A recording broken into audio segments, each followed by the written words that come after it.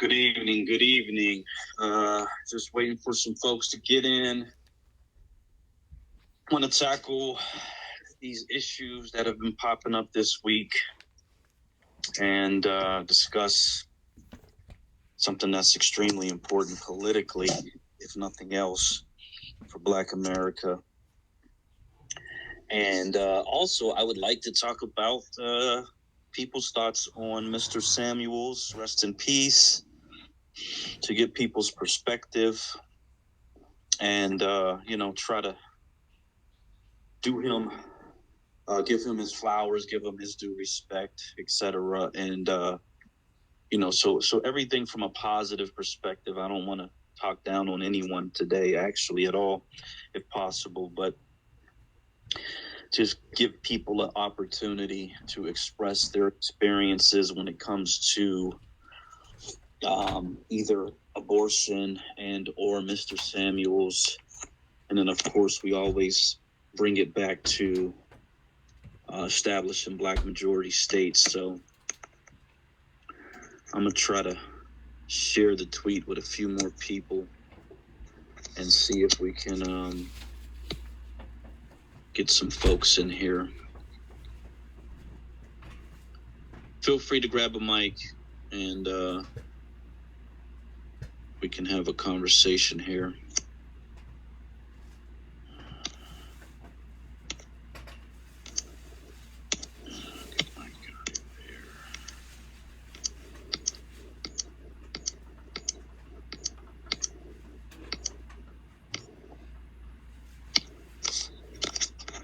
Actually, I'm going to go into my book tonight, which I don't do at all. I've actually never gone into the book, but I really did spend a lot of effort on this topic in the book. And so I kind of want to go back and read some passages from the book because I deal with this topic, because until we recognize it for what it is, a lot of people, and unfortunately a lot of young Black women are going to be deceived by it because they paint it as a beneficial thing. They paint it out to be something that's a positive when everything about it is negative and destructive and detrimental to our population. And so it's really been a marketing campaign to not only control the Black American population, but what extends from that control is it keeps our population out of competing with these other groups for educational opportunities and especially for economic opportunities, and then ultimately for political control over the country, which is what they did to us during Reconstruction and the domestic terrorism that they committed against Black Southerners who already had a majority in 3 states, where they were essentially using terror to push us out of the South because we had a physical majority in those areas, even without the ability to vote necessarily. At some point, we would have figured it out. And so abortion and eugenics, Margaret Sanger and Planned Parenthood and all the culprits behind that, the Democrat Party especially, have just had this continuation of keeping our population at the 13, 14, 15% of the population, which ensures that we will never have political control. And again, keeps us out of competition for jobs and resources and education and just about every area of society. And so the reason behind it, this white feminazi, white supremacist female and male ideology for that matter, is really, really wrapped in the desire to keep us as a permanent minority. And as long as we remain a minority, They can control us. They can do whatever they want to us. We'll never gain political power. And again, bringing it back to establishing black state majorities, the reason that we want to establish black state majorities is to, one, get control, political control over our existence, to eliminate abortion as much as possible so that our population can actually grow, and then we can grow into those overgrowth states where today we don't have the population to take over some of these larger states, but in a few decades, without 300 plus thousand black babies being aborted every year, we'd gain 3 million, essentially 3 million of us every decade. So we could quickly build up a population to actually seek to take over more states. And so this is like really, really crucial and really, really critical for us to just understand why the Democrat Party is so adamant about keeping abortion in place, especially for black Americans, because I've been listening to a lot of radio programs, and shockingly, even though they always use black women, poor black people, and they throw that black and brown in there, they always use us as the face of, they're going to be harmed the most, et cetera, et cetera. It's punishing them. Obama said that. And all these detrimental effects of being a single parent or a single mother or whatever. In my opinion, most black parents co-parent, whether they live in the same home or not. They still co-parent throughout the process of the child's life. So that's been my experience. Has been in everyone experience that I know. And the way the system's set up now, the fathers are required to at least pay child support or face jail time or whatever the case may be. So a lot of those reasonings really don't exist. It's like a figment of their imagination, and they use this propaganda, and again use black women as the face of it. But what I've seen this week in these interviews with these white feminazis is they're like, hold up, we don't even care about these black and brown women. We are more concerned about ourselves being able to kill off our white prodigy. So I don't know if you guys have been really, really listening to these white women out here, and when they're being interviewed and they're expressing, what they really, really care about. At the end of the day, a lot of them are throwing black women under the bus, and they are saying, look, this is about us. This is about white women and our ability to do what we want to do with our bodies and kill our children. That's really what I've been hearing a lot this past week, more than ever. Is they're just coming, the mask is off, and they're wanting people to know, because they're trying to rile up their base, even though they'll say, well, white women can afford to take a trip to another state or out of the country if they have to. They're really just saying, we want this ability, and they've used it against us. They've weaponized it against our population.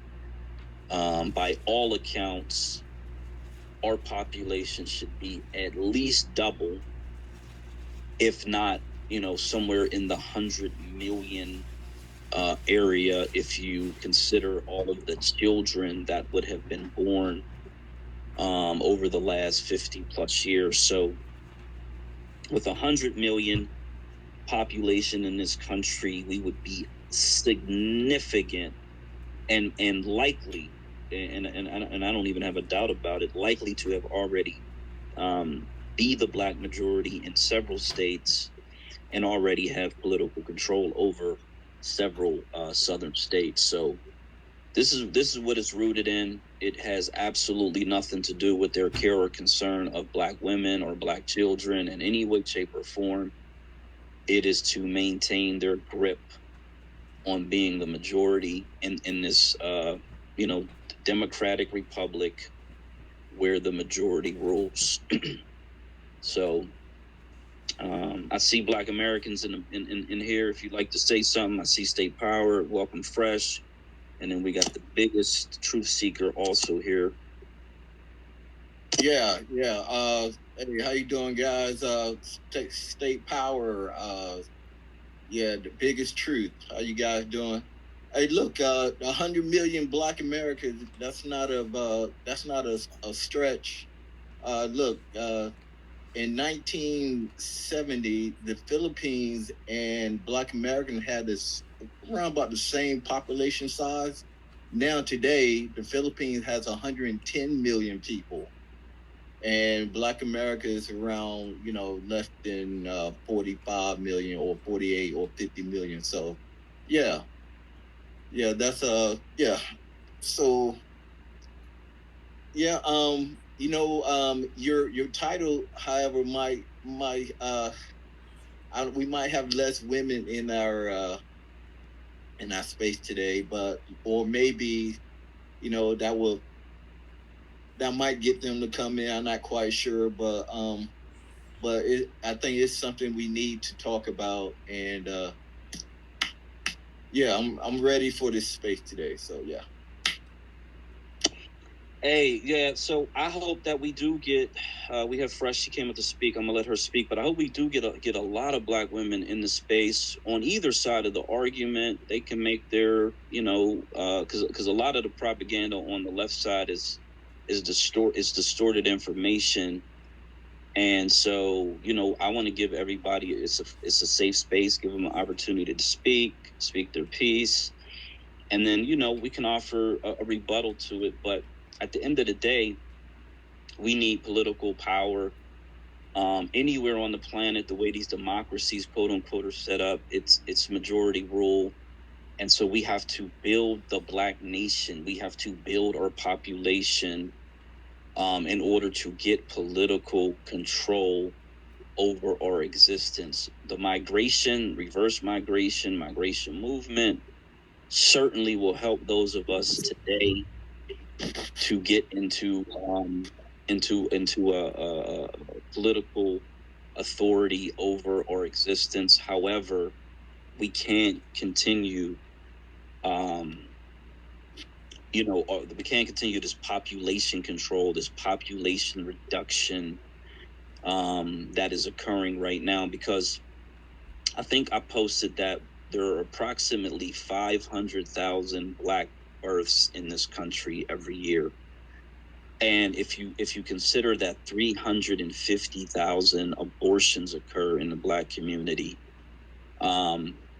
that's over half of the births, and that's essentially how it's been. Back in the 80s, the numbers were like closer to 1 million a year that were being taken away in a sense. I'm not going to use the inflammatory language that I use in my post, but essentially these were Black human beings that did not get the opportunity to live and exist and breathe. And the flip side is they're bringing in a lot of immigrants from all over the world. The Mexicans are flooding the country. This is why their numbers are above ours today and will continue. They may double our population because so many of them come in illegally. And that's a whole nother nightmare. But that is a part of it as well. 100 years ago, they flooded the country with poor Europeans, and so we're kind of in this weird time loop where if that never happened, even and that goes all the way back to the early 1900s, how much more power, control, wealth would Black Americans have in this country if it was just us and them and nobody else? So there's a lot of moving parts to it. The thing that we can control and that we ultimately must control is, us allowing our beautiful Black children the opportunity to live. And then once we gain control over these government apparatus, we can care for the mothers and the children much, much better, obviously, than white society ever would. The reality is they do care for their children through, their personal wealth and through government through government initiatives and the way that they control their tax base through counties or towns, counties, and through the states. So we can implement programs and processes to make it much easier to raise a Black child within the state and make it so that our Black women can still work and care for a family, and so that they are supported fully so that we can build up our population. So I'm gonna let Miss Fresh speak.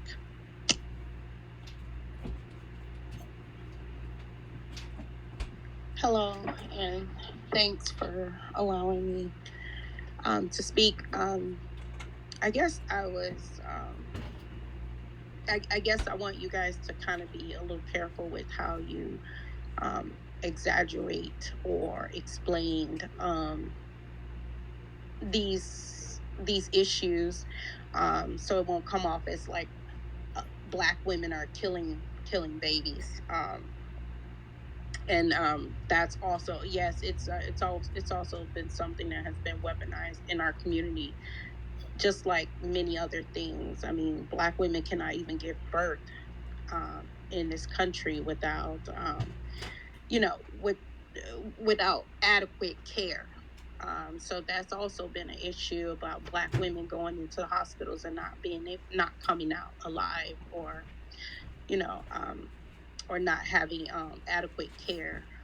So there's many facets of how they control our populations, through poor education, lack of access to fresh foods, um, lack of employment. I mean, many things that causes our people to go into the prison systems. Um, a lot of our issues stem from poverty. So I just think when people are having these conversations, they're not being quite responsible with the language. It just comes off as Black women having abortions and harming children. And so I just wanted to add that, because if our communities wasn't as broken the way that it is, or have been infiltrated the way that it has been, maybe these it won't it wouldn't be so many abortions. um but we all know that lack of opportunities, lack of employment, causes a lot of these issues where women have to you know make certain make certain decisions. But not only that, men play a big role into this as well. And I don't see them taking responsibility in these conversations about why women will even have a chance to. Of course, this is my body and my decision, but it also takes a man to fertilize an egg as well. So it's a two party situation, and I keep seeing Black women being as the the corporate of just going and having abortions, as if there's no accountability, or there's no justifiable reasons, or what's causing these circumstances. So I just wanted to be that voice, and so that these conversations wouldn't be exaggerated, or you guys are understanding the factors that cause these issues. Yeah, thank you so much. I appreciate your perspective. I do see that play a part in, because I've been having this conversation probably ever since I got on Twitter. To be honest, whenever a post pops up that I believe disproportionately affects Black Americans, I'll either quote tweet it, I'll repost it, or something of that nature. So I've been having this conversation. It's an extended conversation with different people in different posts, and from some Black women, there's just this blanket programming of, don't touch my abortion. Essentially, is how I'm going to characterize their emotions around it.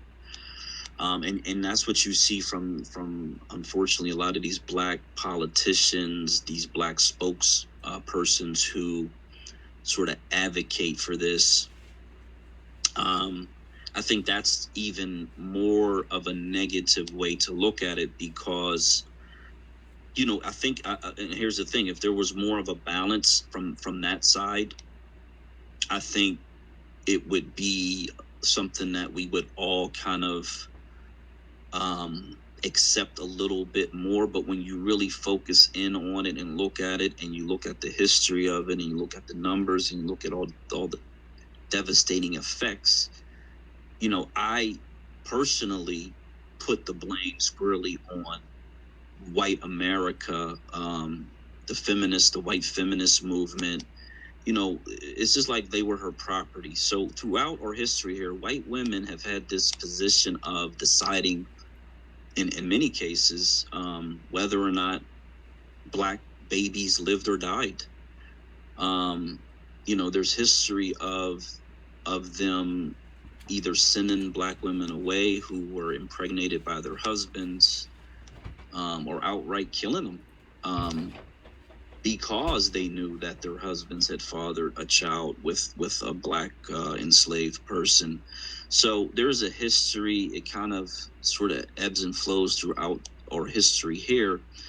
And then as soon as white women got authority, they really sort of saw their lane. First, it was they wanted to educate, which really means brainwash newly freed Black people in this country. They wanted to be the person who fed them information so that they could control them mentally in that manner. This is why white women still are the most, the highest population in the education system.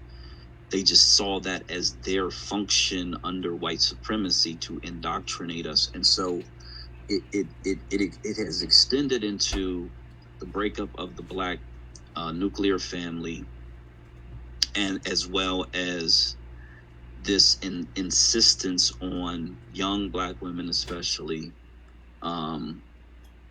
terminating their pregnancy because of all of the negative views that they have of Black men and Black fathers in general. So it's a definite negative campaign against all of us. I really don't think we should break it down into gender as much as us looking at it as how does this affect Black America as a whole, and what are the results of the effect of it after 50 plus years. So it hasn't been a positive effect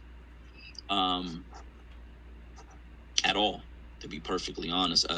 The argument that I kept hearing over and over and over again is these children were unwanted, and they would have ended up in poverty, and they would have ended up raping other people. And it's like they have this campaign that says Black children are going to be criminals. They're going to be the criminal elements of society. And this is like, it doesn't matter. Black mouths, white mouths, they're these posts that I'm getting. And a lot of them they look like bots, but they all pretty much say a similar thing, is that these were unwanted children. They were going to end up in a life of poverty, in crime, and abuse, and repeat the cycle. And so that's definitely not the way that I would ever look at it, because I don't believe that at all. I believe the opposite is true, is that these young black children would have been mathematicians, doctors, lawyers, musicians. They would have expressed themselves throughout this society. They would have become experts, if not geniuses, in many areas of society. And that's something I think that they're more concerned with, is keeping us out of becoming leaders in the society, for sure. So and then there's this contraceptive aspect to it, where, you know, I looked at the numbers in terms of black mothers who die in childbirth, and those and everywhere I could find, because it's usually based on a percentage, and you can manipulate people with percentages, but when you get raw numbers, it essentially comes down to that there's about 600 or so women who die in childbirth every year in this country, and black women are disproportionate in that six or 700, and so it ends up being about 250 to 300 black women that die in childbirth. It is so hard to find that number. It is like very, very, very, very hard to find that specific number. And so they use percentages, because when you say 30% of the women who die in childbirth are black women, or 40, or whatever the percentage they use, it sounds like this huge number until you know the actual numbers. And then it's like, okay, wow, that is extremely tragic, and absolutely more needs to be done. It's not comparable to the number of deaths of black children that occur. It's like, it's, you know, 300. If it was 3,000, I mean, that would send off major health alarm bells in my head, and I would hope everybody would pull together to try to figure out why that's occurring. But, you know, 300,000 versus even 300 is a big difference. It's a huge difference. So they use that as one of their talking points, but again, they don't give you the real raw numbers. And so I don't consider that as a valid excuse to say, you know, they're killing these babies because the mother may die in childbirth. It's just not, it doesn't factor in the Is number. that what you heard me say? No. That's not. I'm not saying you specifically, but you mentioned that, and I've seen that argument. Like, you know, again, I've been having this conversation for like two plus years, and that argument comes up a lot. But it's because of the way the information is presented, and that's, so the point is, the white society uses percentages in a very manipulative, deceptive way. And that's one of the talking points that they have. NPR put out 7 talking points. I went through them. You know, oh God, I guess I could find them. I could post them up here. But they're all really manipulative. They're very just like dark and demented. The way they present information is very deceptive. And because this has been pushed into the brains of our society for 50 plus years, it's just like, if you tell a lie long enough, people start to think it's real, it's truth. And I'm just saying, we need to examine everything that they tell us, because from my analysis, everything they tell us is really full of lies and deceptions and half truths. You know, again, Obama was the one who stated he didn't want his daughter to be burdened with a baby. You know, he's talking about his grandchild. That to me is totally and utterly insane. The talking point about fathers, black fathers specifically, not caring for their child, you know, that may have been true in the 70s and 80s and 90s, I guess. But what did the white society do? They said these children are our priority, so we are going to force fathers to pay child support. And if you don't pay child support, you're going to go to jail. You're going to go to prison for it. And so when they did that, because that was their way of trying to reduce the quote unquote welfare rolls, and really just to try to get as many black people off of it as they possibly could. And they saw very little reduction in white. And matter of fact, I think over the past few years, welfare has increased, and it's mainly from white people who have increased the welfare rolls over the last few years. But just to keep this point, when they made it essentially criminal not to pay child support, because that's essentially what they did, that really eliminated the argument of saying, okay, well, these black men are not responsible, they're not paying for their child to exist in the society, because they made it a crime not to do it. And so you were not just incentivized, but you essentially were forced to pay child support. And the way most men's minds work, if they are of any if they're worth their weight as a human being, typically most men, if they put money into something, they're investing in that something, whatever it may be. Men's minds are very simple in that way. And so it actually, I believe, helped black men to want to participate in the lives of their children. That's something I would want to maintain in a majority black state. I'd want to have DNA tests at the birth of a child, whenever it was medically safe to do so. And I would want to make sure that the father who is claiming to be the father is the father of the child. And if not, the state made it a part of its business to make sure they got the right father on the birth certificate, and so that father could be financially responsible for the child.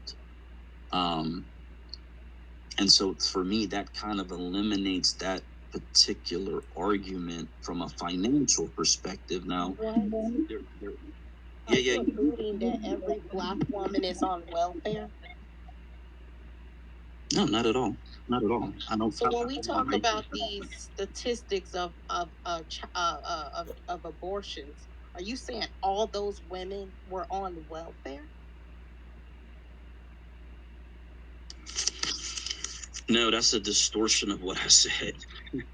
I said that the reason they criminalized black men, and not, it's just not black men, but I like to. Do you have the statistics on how many black men that was paid on child support, and how many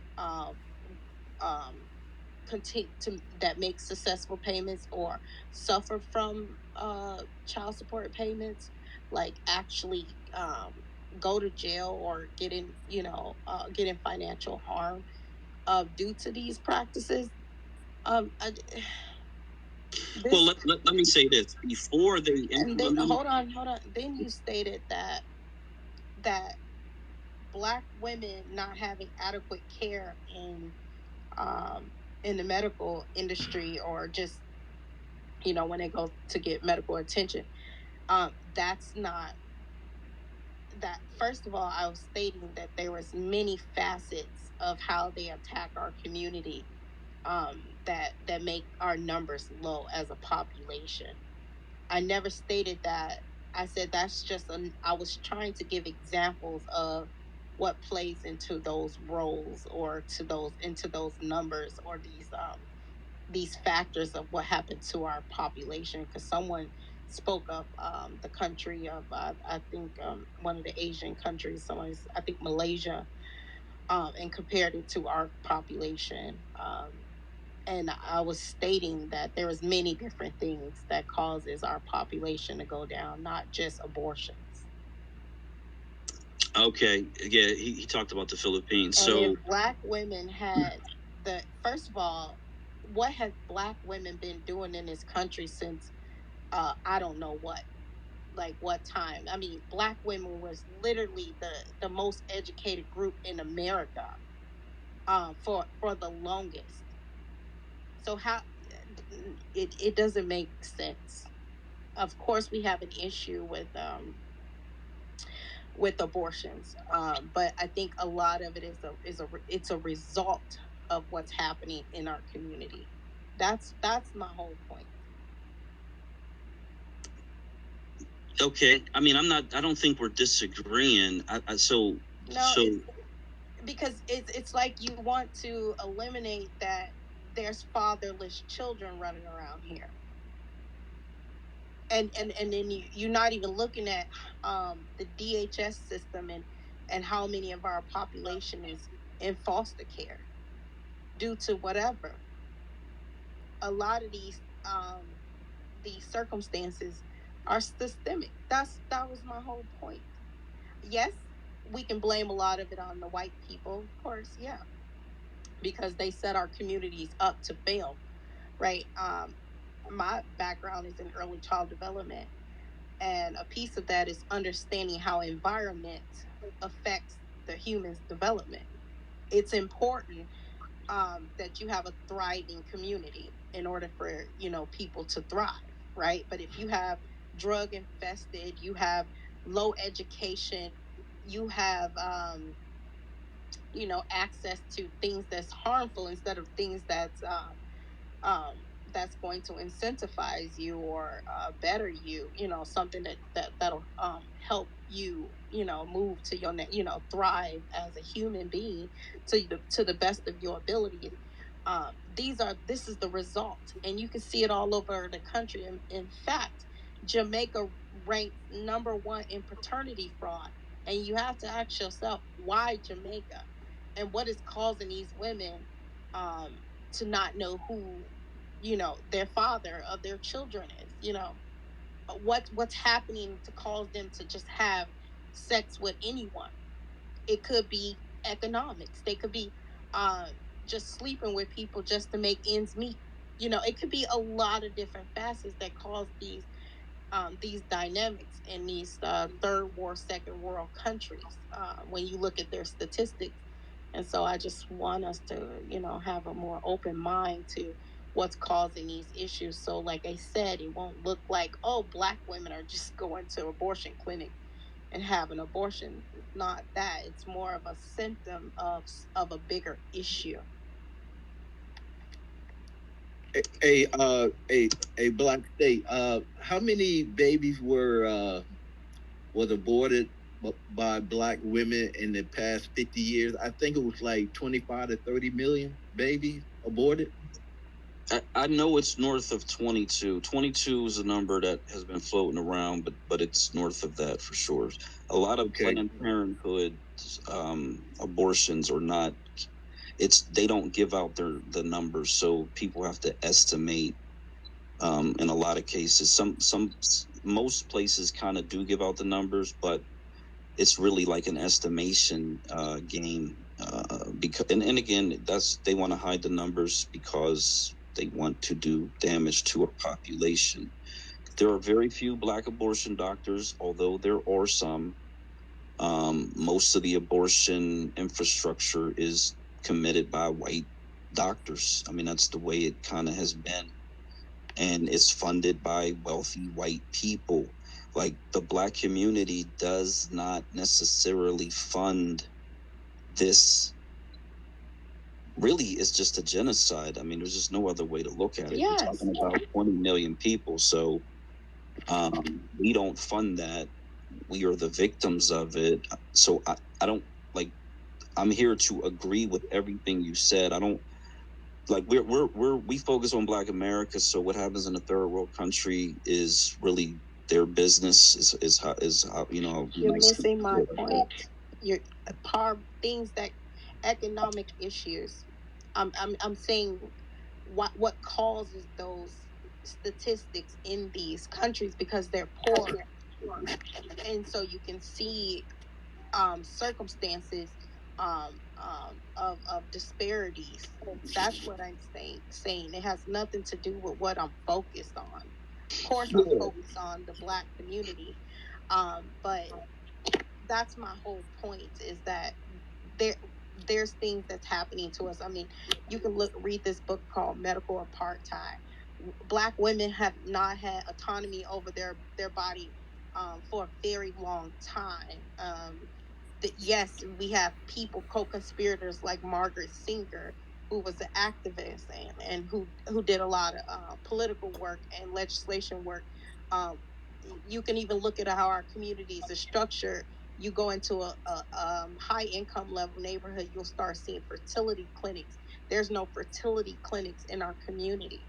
And so obviously I was talking about environment, meaning how our communities is set up. It's set up for us to fail, to have, and I'm saying Black men being displaced economically has a big portion part of why our homes and why women are making decisions like this as well. And statistics are screwed a lot, but I do believe that those numbers are very high, regardless of how they skewed them. But it was a asserted effort, so it was targeting us, and a lot of things that, like, from as a school teacher, I know um, that when you have low education skills, it it traps you in a certain tax bracket, right?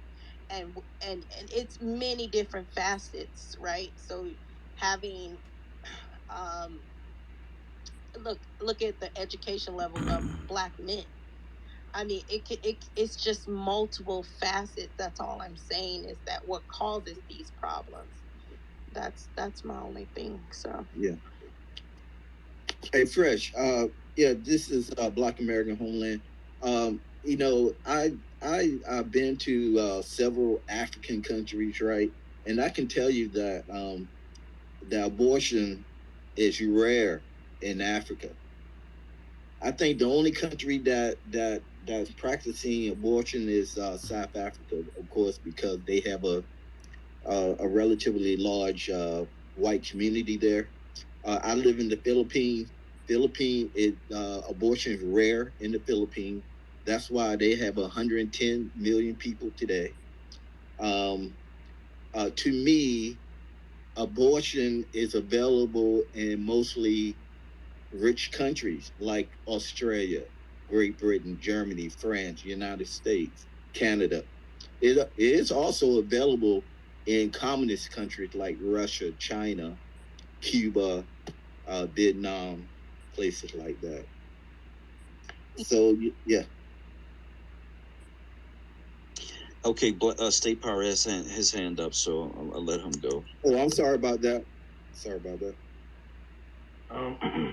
Appreciate it. I hope everyone's having a good night tonight. I just wanted to kind of touch on what Black majority state was saying. I don't think anyone is necessarily disagreeing with you, Fresh, and I can understand how it might come off that way. But I do want to give a little bit of personal story about who I am. I was born in '87. I was born in the midst of the crack epidemic. My mom was actually an addict herself. I was in the foster care system for a little bit until my mom was able to get right, and she was able to actually get custody of me back again. My dad actually died on death row. So I agree with you. I mean, I understand these circumstances. My dad actually, while he wasn't executed, he died on death row. He spent the rest of his life in San Quentin. So I never had a father figure. All I had was my mom. And before that, I was in the foster care system. And after that, I was able to join the military and get 3 college degrees, including a master's degree. And I like to think that I'm a leader in the movement.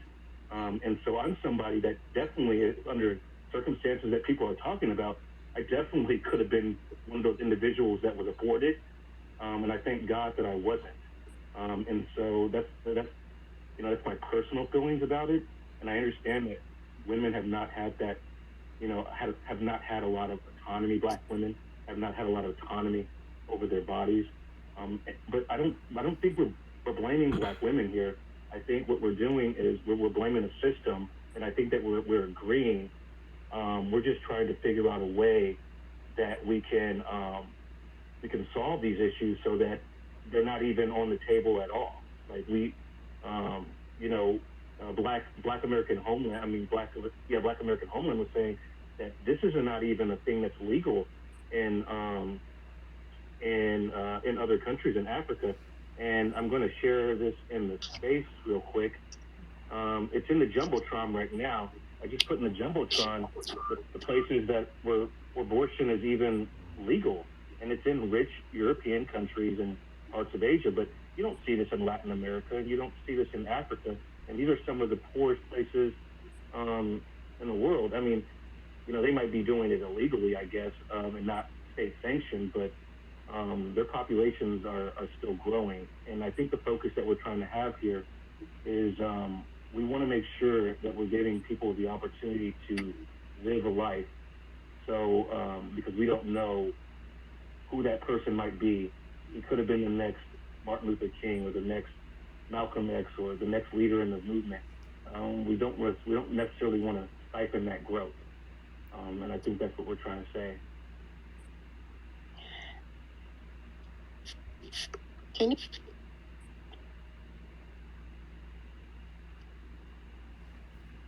I can hear you. I can't. Yeah, your phone is kind of coming in and out for me. I can't.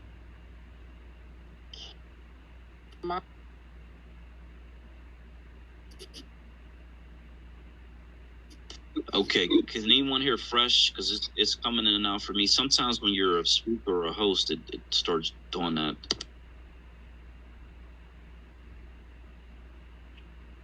She was going in and out for me.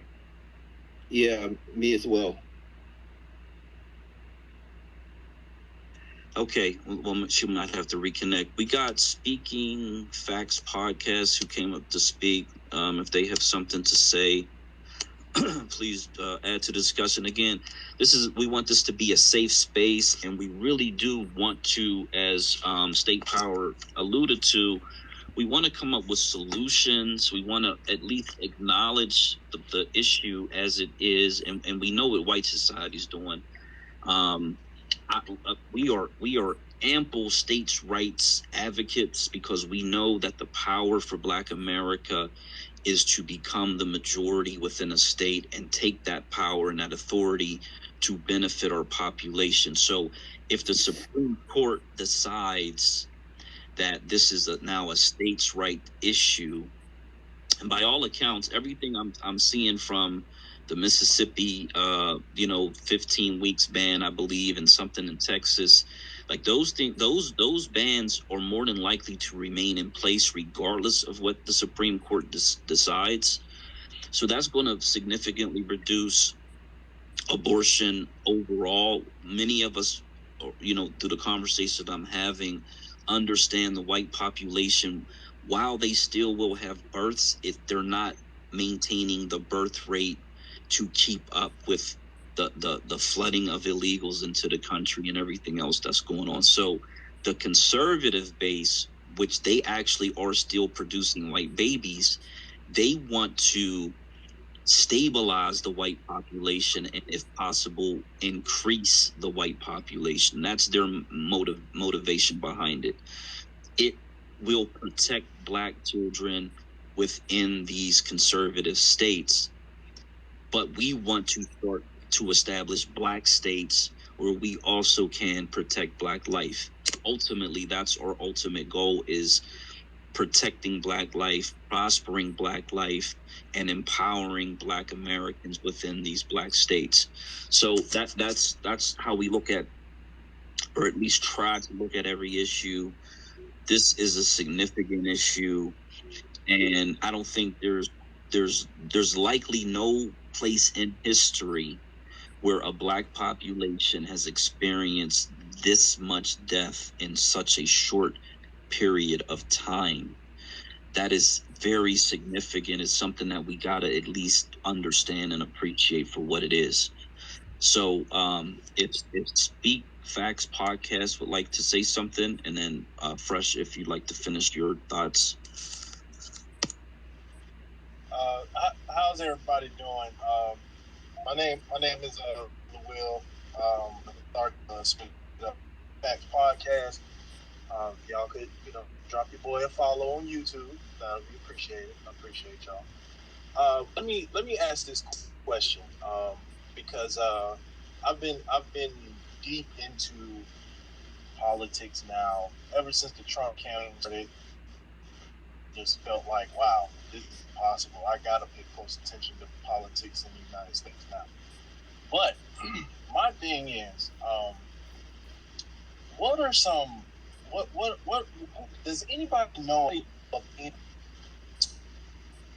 political black political, I guess you would call them PACs, super PACs, or anything like that we can get behind, legitimately get behind? Because I know that NAACP, you got the Black Caucus and all that. I mean, I don't see them going out of their way to really address black issues, especially on this magnitude, how this court ruling will affect us.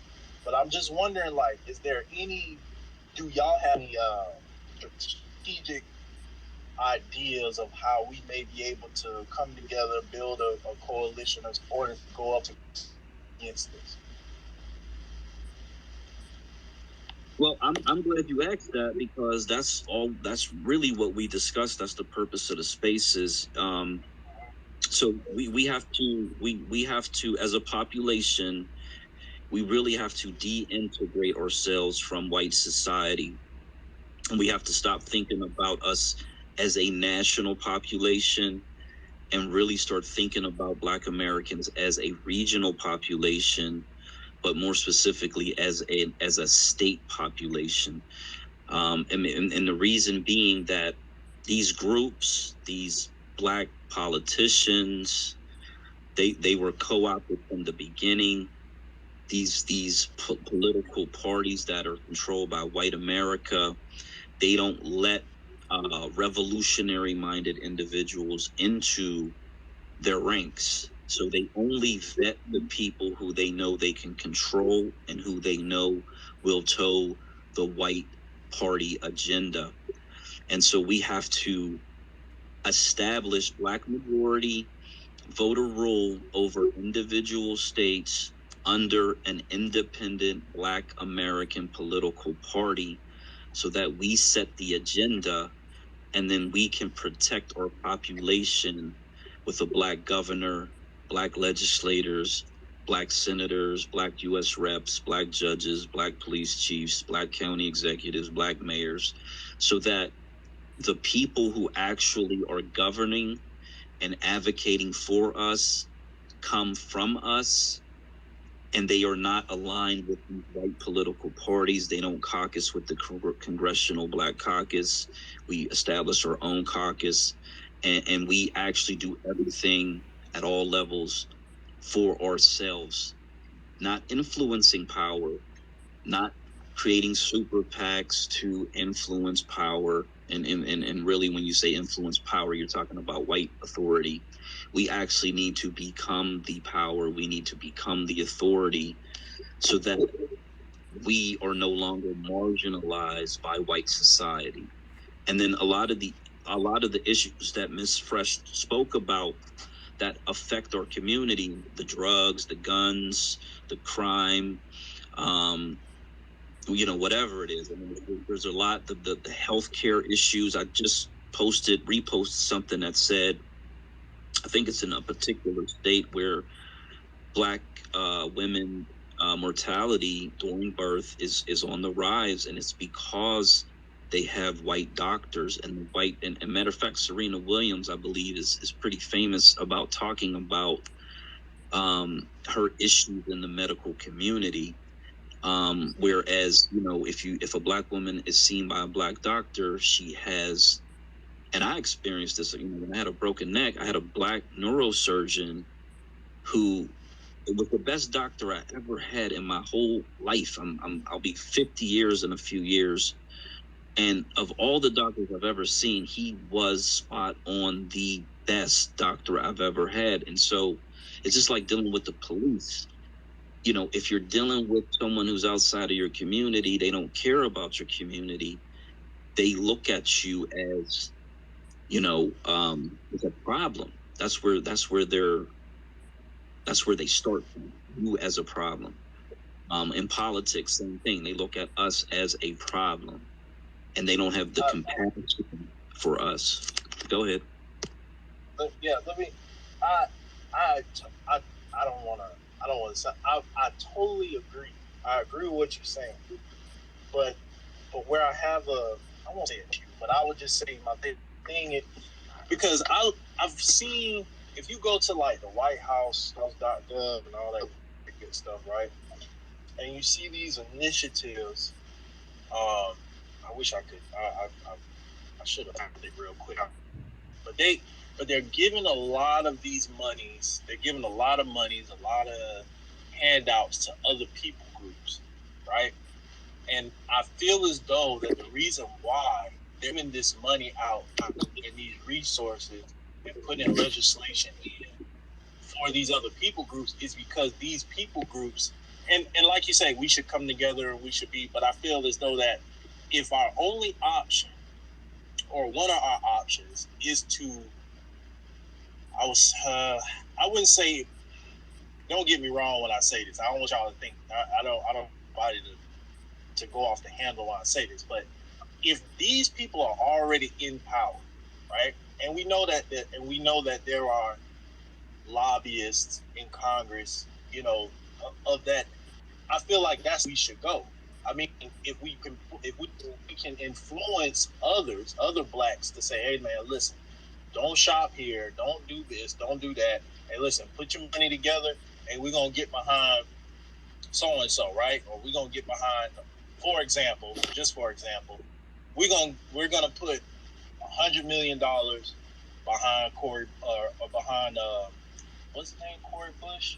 Is that his name? That senator from New Jersey that was trying to run, or where? I don't know. What was his name? Was that his name, Corey Bush? Or am I getting the names mixed up? Cory Booker. There we go. Appreciate you. All right. So, like, let's just say, okay, you know what? We're going to put our money behind Cory Booker, right? Just for example, because he's a black man, you know, quote unquote, he talking good, whatever. I feel as though that if we can pull our resources together and show that, hey, listen, we don't care. We don't care about all the other what you got going on. We got it. In order to get this money from us, and you know, in order to resources or pull whatever. If you want our vote, this is that and the third, then you're gonna have to start paying attention to our issues. And I feel as though that is not what's happening. In my opinion, this is why I feel it's not happening, because when I look at the Hispanic community, they get their issues taken care of. When I look at the Native American population group, they get their issues taken care of, and they have people going before them in Congress lobbying for them and all that good stuff. But I also feel as though that we're not, and I could be wrong, but I feel as though that we as a people are not coming together as hard as we should. And I will say that it's also strategic, because we've had examples like the Black Panthers that were pulling their resources together, and look what happened to them. You know, so I'm not oblivious to that part. I feel as though that we should continue to try to push. I mean, I don't agree with. I don't agree with abortion to the sense where you're just being irresponsible, right? You're just being irresponsible and you're just out there wilding and all that good stuff. But I also understand that abortion may be necessary for some women, because they may have gotten into a position where, well, damn, I thought this guy was going to be with me, or even the what really got me was the no exceptions to rape and incest. And I'm like, what kind of door does this open now? You know, because there are some states, I think it's Ohio and maybe New Jersey, where incest is legal. Like, so I don't know. I mean, what do you think? Like, do you think that we should consolidate our resources? I know you're talking about like an independent black state, independent network, political party. Being the authority. Oh, go ahead. Yeah, I would just send a black political party. Go ahead, Black. Yeah, okay.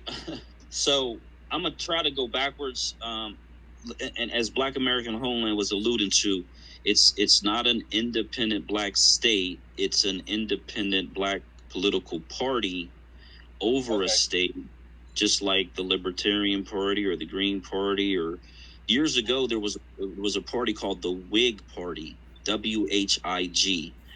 And when the Republican Party was founded by 5 or 6 white men in a very small building, they essentially took the place over this Whig Party that had been around for decades, right? So what we need as a population is we need a political party that advocates for us, that not just advocates for us, but again gets political authority so that they can introduce legislation that is specifically designed for our benefit. Now, at the state level, county level, local level, if we are in control of those 3 levels, which honestly are the most important levels for any citizen in this country, because they deal directly with the local population. They control the resources that are distributed to the local population. So if we control those 3 levels, we are already infinitely in a much better state than we have ever been in this country, because now we control all of the resources, local, county, and state level.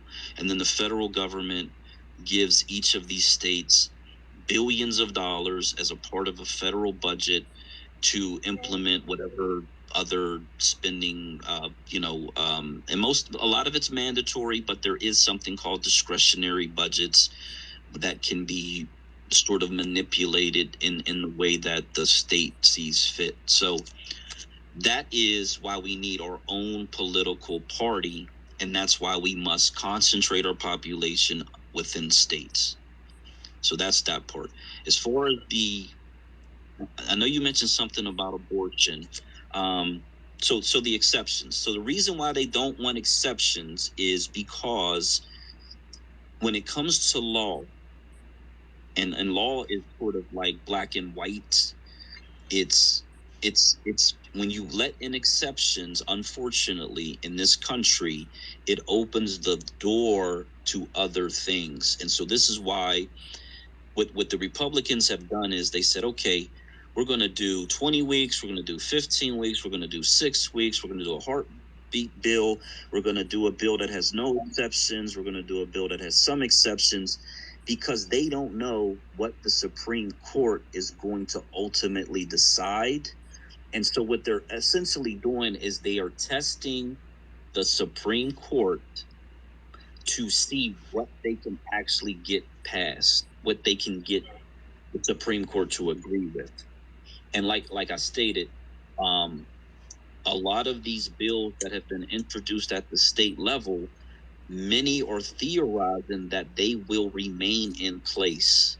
The 15 weeks, the 6 weeks, the heartbeat bill, many are thinking that these will remain in place regardless of what the Supreme Court decides. So that's their plan, is to attack every single possibility. I personally agree with the 3 exceptions, which are the medical health of the mother, the medical health of the baby, meaning the baby will either have significant health problems or is not viable, and then the incest, rape, or some other criminal action that caused the person to become pregnant. So I agree with those 3. I would want those 3 put into a new state constitution.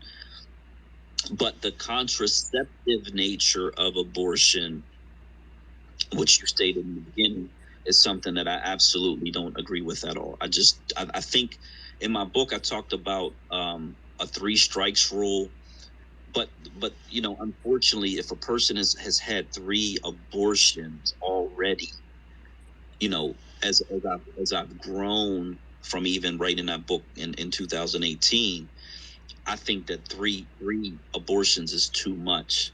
So I think that, between our population, maybe it becomes a referendum on a statewide initiative and people can vote their conscience. I'm all about democracy working and people voting and people having a voice, but I think we got to get this under control for our population to grow. So that's my thoughts on that. But yeah, no, we would remain a part of the United States. We just would have authority over that state, and we would have our representatives in Congress who we're not lobbying to. They actually are working together as a team with the governor, with the state and local and county authority. They're all working together to provide benefits to our state citizens. Again, we have been taught to think in terms of influence, in terms of lobbying, in terms of the nation, the United States, but that keeps us as a marginalized minority. And then to go against, or not to go against it, but to reference what you stated about how America treats other populations. Okay, how America treats other populations, to be very frank about it, is America's business. It is their business to treat different populations however they want to treat them. We can't influence that. We have no control over that. The way the system is set up, we are always supposed to be at the bottom. This is how the system is set up. We've advocated, we've we've lobbied, we've applied pressure, we've tried to influence, essentially going back into the 50s, to be perfectly honest. It's 70 years of us trying to influence or fix it from the inside. Those methods are not viable. You will spend another 60, 70 years trying to influence this government or influence this system. We have to take over parts of the system that we can actually control ourselves, and then negotiate with the system from a position of authority and power, like foreign nations are able to negotiate with the United States of America. Again, we're not going to be a foreign nation. We are still a part of the country, but we are now in a position of interaction versus integration, because when you're integrated, it's no better than being segregated. The relationship is slightly different, but it's still fundamentally the same. They still have total control over your minority population. So we need to change that dynamic. So yeah, State Power, you're up. Yeah, thanks. Black majority migration. He actually answered some of the questions that I wanted to touch on. I fancy myself a little bit of a political,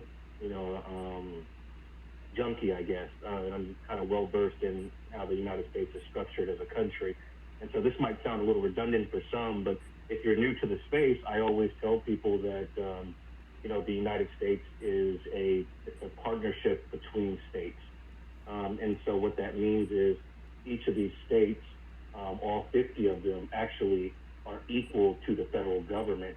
And to tie that into our conversation about abortion, that's why a lot of people right now are kind of up in a frenzy about Roe versus Wade being overturned, because that essentially, it gives the power back to the states. And I don't know if I think that that's a good thing, because I think that it's a state's issue.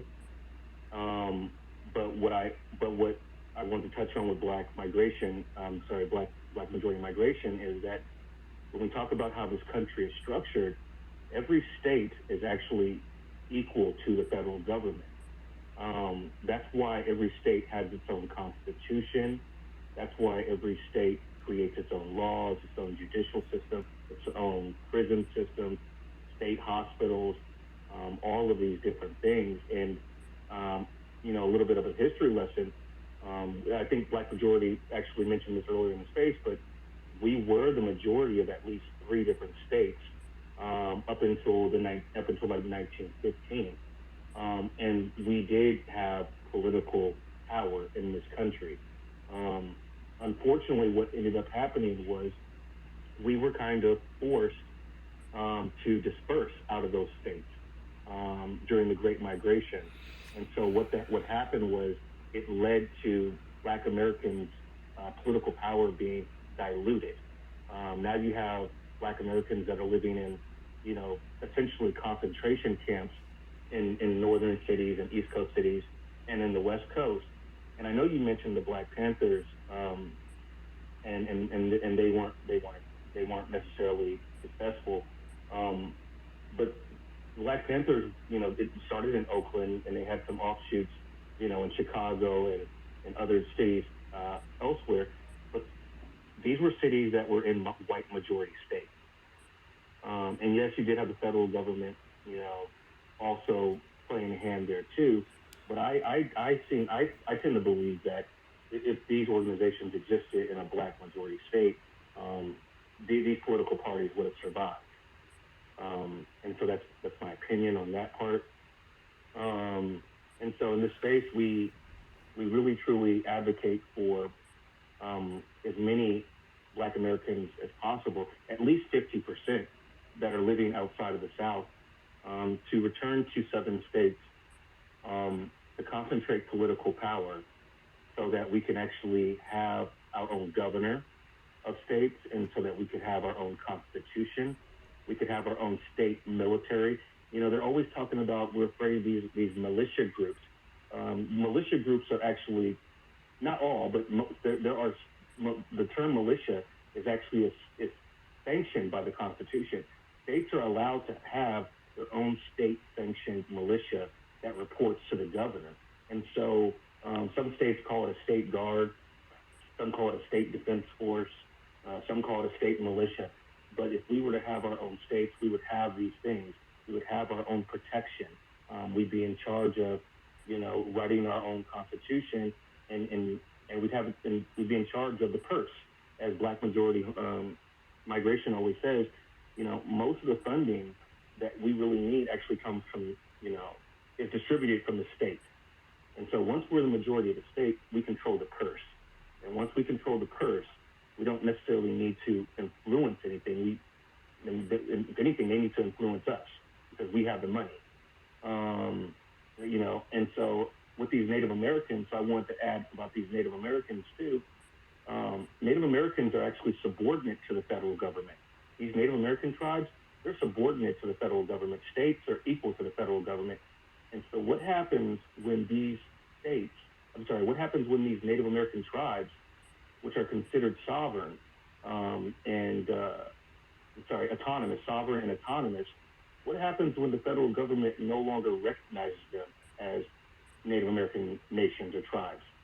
They lose all of that influence that they have. I think there's hundreds of Native American tribes and nations in this country. Not all of them are recognized, and so what ends up happening is if you're not playing ball with the federal government as a Native American tribe, then the federal government essentially stops fucking with you. Like they don't give you any money.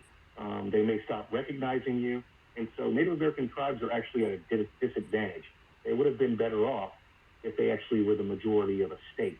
That term state is so powerful. That term state, we need to really be making that term, go viral. It's a powerful term that we don't really talk about, state power and state rights. And a lot of white Americans, they've been, they understand this. That's why you hear them say, I'm fighting for my rights. They're talking about their state rights, usually, most of the time. So I just wanted to add that.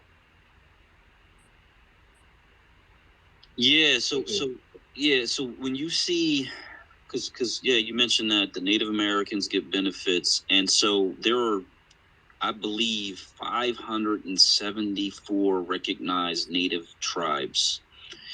And when you look at the list of tribes that have received reparations, maybe it's a dozen or less, roughly, from the federal government. So that means an overwhelming majority have not. And as he stated very eloquently, when they had the opportunity to come together and really, when they were being pushed out west, if they were smart, if they knew what we know, they would have really all combined their populations in one state, either Oregon or Washington or Northern California, whatever, and said, we want this to be our territory, this state. And they established a state relationship with the federal government. And then life would be really, really different. A lot of those reservations, they don't have running water because they don't have pipes for running water. They don't have natural gas because there's not infrastructure. There's a lot of things wrong with reservations and with the whole native system. Whenever a tribe sort of dies off, the U.S. government reclaims their land and whatever property. So there's just a lot of problems with that whole relationship. A lot of people don't understand that. There are some benefits. Every time I look into the benefits that tribes, quote unquote, get, it does not equal to the federal budget that a state would receive from the federal government. And that's an annual budget. That's every single year that the states are going to get this money from the federal government. As the population increases, that budget should increase. The number of U.S. reps should go up, after the census is done. And of course, the tax base in the state is going to go up as the population increases as well. So we are much better off in majority black states than being scattered across the country with no real political authority. So Ms. Fresh had her hand up. Let her speak. I was just gonna add a little bit to the Native Americans and their reservations and stuff. When I had read a little bit about the Trail of Tears, and a lot of these Native American tribes colluded with the United States government. So a lot of them were forced to give up treaties, and so there's a lot of Native American tribes that are reaping, a lot of benefits, and have have free education. They have land, they own casinos and things of that nature. And then there's just some that's not doing so good, and like you said, that's not federally recognized by the government. But I think what happened is they were just undermined when they came to the table, and they had some native tribes to collude in that, and I think that's what we're seeing today, with the Native Americans reparations, or them having self-sustainable communities. Where I live, we have a lot of reservations, and those reservations look like projects, or but they have federal government office bureaus that they can go to and get all kinds of resources that we just don't have. And so that's all I wanted to add, is that that's what we're seeing within Native Americans communities with all these different tribes. It's just some tribes, the reason they're in the condition they're in is because of during a Trail of Tears, and how some tribes were forced to give up some of their treaties, and was co-conspired by other tribes. So they got their own mess as well. But they do have these Indian bureaus, affairs where they can go and get resources and things of that nature. Hey, Fresh, do you think the Indian reservation, do you think their population is decreasing in size or increasing in size? From what I see in my own neck of the woods, they look like they're decreasing. but I think a lot of that is due to their conditions of not being able to sustain their reservations, or and however that plays a role into it, because I do see a lot of them on the street.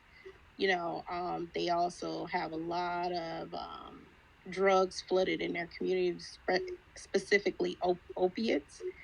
And we all know that that's an illegal substance. So they have some type of connections where or something is happening that's allowing those opiates to flood those reservations. Not only that, there's a high level of sex trafficking, um, you know, by white men. So I don't know what, they do have access to free education. So I don't know.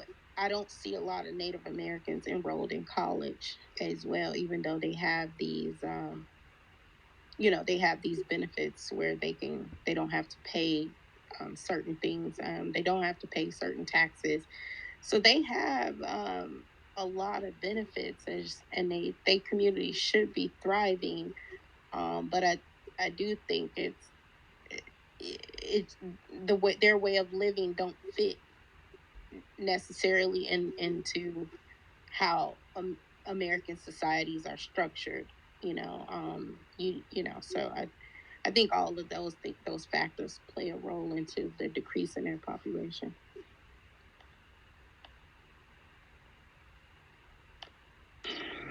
Man, that's interesting. I believe their population is decreasing, as you stated. I agree with that. So on that Trail of Tears, Black Americans were a part of the Trail of Tears, and some of us died, but we were stronger. Is what I've heard from Native Americans, specifically, that we were strong. We were the strongest amongst them. And we ended up in Oklahoma. That's why there were so many Black historical towns in the state of Oklahoma, because we traveled along with the Native Americans to the state of Oklahoma. That was a part of it. What ended up actually occurring, yes, the United States broke a lot of their treaties, but the Native Americans broke their requirement to Black American freedmen to make us full standing members within their tribes. That was really the whole agreement, was that we would become full members. Whatever benefits were given to the tribes, our people would also enjoy those benefits, and the tribes did not hold up their end of that bargain. So I don't have any sympathy for whatever occurred between them and the United States. As a tribe, as a sovereign tribe, they are essentially considered a foreign nation by the federal government, and so that's how they're treated.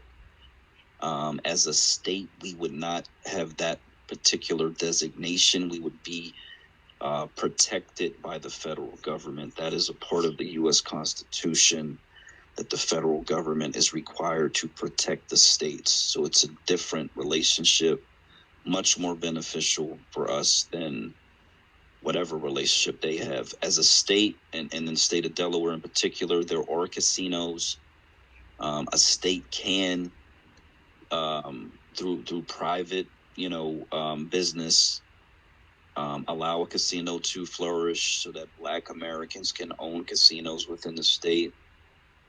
We can also have education that goes from Head Start or even pre-K all the way through bachelor degree education or skills level equivalent, and we talk about that often. That can be fully funded through the state. We also talk about establishing a state bank so that we can provide loans and financing for Black business and Black home ownership within the state. So the state can do all of the things that we perceive as benefits on an Indian reservation or a Native American reservation. But it would be, the level of benefit to our citizens would be exponentially greater than what they can do as a tribe. not only because our budgets will be much larger, but simply because our relationship with the government is different. And then we have the ability for global trade. We can trade and market our products to any country that the United States has a treaty or is an ally, or has favorable standing with the United States. So we just be at a much different level than a tribe will ever be by becoming black majority states. So I just wanted to add that in there. State Power has his hand up. Yeah, thank you guys for that. That's actually, a lot of that is truthful information. I like to use the term that, Native American tribes in the United States, they're in purgatory, because they're not necessarily full sovereign countries. They're semi-autonomous nations within the United States of America. And so it's purgatory. And I feel like the reason why they're in decline is because it's almost like a welfare state. Yes, they have all these benefits, but it's like the federal government really gets to choose, because they have the advantage. They really get to choose, how much of these resources and benefits they're going to give to these semi-autonomous nations. And a lot of times, I think what the federal government does is they give them just enough to survive, right? And so I think that hinders, their ability to grow. For example, just the fact that Native American tribes are, what's the word I'm looking for? They're collectively owned property. So you can't even, as a Native American, you can't even get a home loan for a lot of these Native American tribes. But Native Americans was able to get reparations. And so what I think, I agree with what you're saying. I'm not, but what I'm saying is that they had to strike a deal. They had to come to the table, whether or not if they got suckered or they got a shitty deal, that they had to create their reparations packet or whatever atonement that they made with the United States government. I just think this is the result of it today. I think back then they probably agreed to whatever it is that what their repair was going to be, because they did get reparations. And so when you think of reparations and what that looked like for them, I don't think the United States government was the ones who outlined it, what they needed to repair themselves. I think it was Native Americans, and that's what I keep. Real quick. Okay. But who is the United States government? The United States government is made up of the United States. No, so the I people agree. that gave. I was just so yeah, the people that gave like their reparations packet. I know, but the people that gave them reparations were a collection of 50 states. I don't know how many states were at the time that they got their reparations, so forgive me if I'm wrong, but it was the states that actually gave these Native Americans their reparation. That's why state power is a lot more important. That's who the United States government really is. The United States government is a partnership of states. And so these 50 states are who is doing the negotiating with these Native American tribes. And so they sort of got played a little bit, and that's unfortunate. But like Black Majority Migration said, they didn't uphold a lot of their requirements either. But as a state, we're not going to the federal government with our hands out, and we're not negotiating from a less playing field, I guess is what I want to use. We're coming with a lot more power, and so we can get it. And we want to be mindful that we don't want a welfare state. That's not what we're looking for. And I think that's what's happening in these Native American tribes. It's a little bit of a welfare state, and that's why they're in the situation that they're in. Yeah, but I still agree that they agreed to it. They had to. Yeah, and then again, let's just understand that there are, I believe it's 574. It could be a little less, little more. I'm not going to say it's more than that. I think that's the number but let's say if there's 550, just to be fair, the list that I have up here shows 1, 2, 3, 4, and then they talk about these Alaskan natives. I don't consider them natives, but I guess they technically are. Technically, they're natives.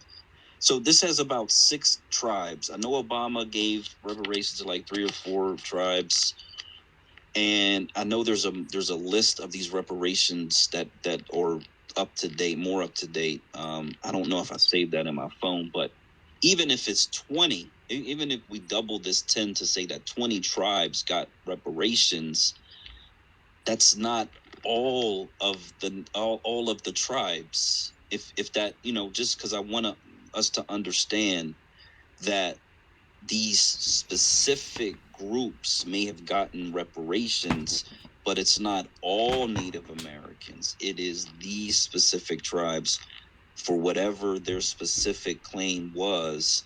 It to say all Native Americans got it is like saying all Black people in America got reparations or eligible to get reparations. And when we're trying to delineate and make it very specific to lineage, we have to understand the same rules apply to the Native Americans. So it was specific tribes that got reparations for whatever the harm was, specifically to them, but they all didn't get them. They all don't necessarily have casinos. They all don't necessarily have all this education. There is a lot of poverty on those reservations. There's a lot of issues because there are so many of them and they're scattered across the country. And so I just kind of want to make some clarity on that, so we don't continue to think that every single Native American got reparations in this country. They have some benefits, but the benefits that they have are 1,000% controlled by the federal government in every way, shape, and form. Whereas on the state level, as a Black majority state, we would have say-so over the revenue that is generated within the state, and then we would have some say over the discretionary budget that the federal government gives to the state. But ultimately, even the mandatory spending that the federal government gives to the state, we can ensure that those funds are contracted to Black American business owners and Black American business entities, so that even though it is their money, quote unquote, and they mandate where it goes, we can ensure that it benefits our citizens.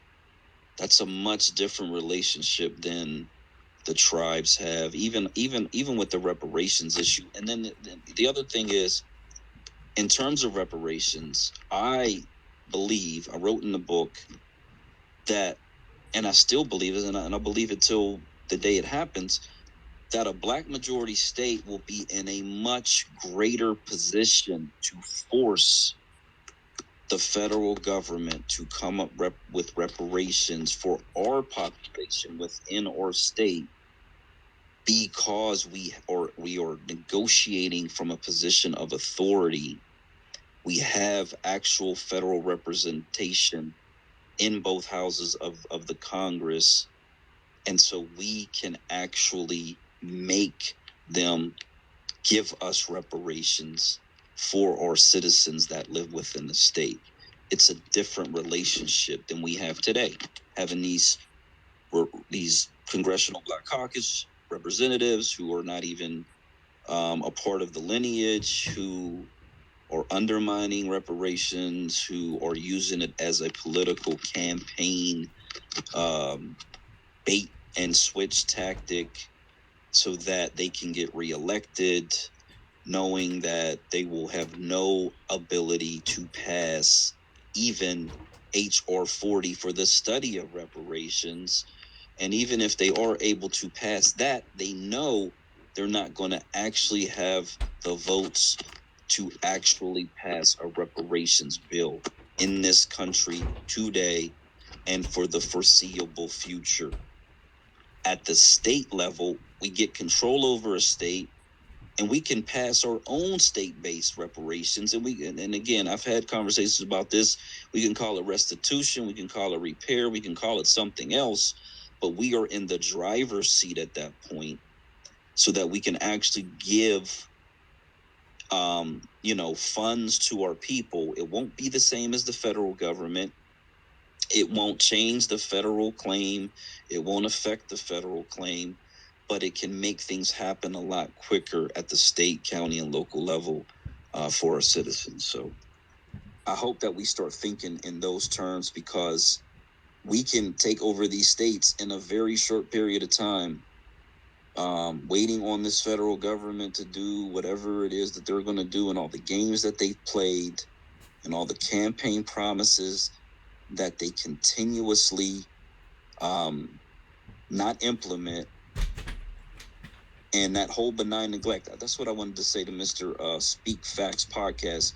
Please do a deep dive on benign neglect. There is a YouTuber, TD Hip Hop Show, I believe is what it's called, or TD Hip Hop Media. But he has okay, good. Okay, so he's got something called benign neglect. He does a whole class on it. Look into that. That will explain why this desire to influence the Democrat Party will not work, because they are working from a mantra, a standard operating procedure of benign neglect against Black Americans. That's why all these other groups continue to get benefits and we do not, because they specifically target us to ensure that we remain at the bottom of society. State power.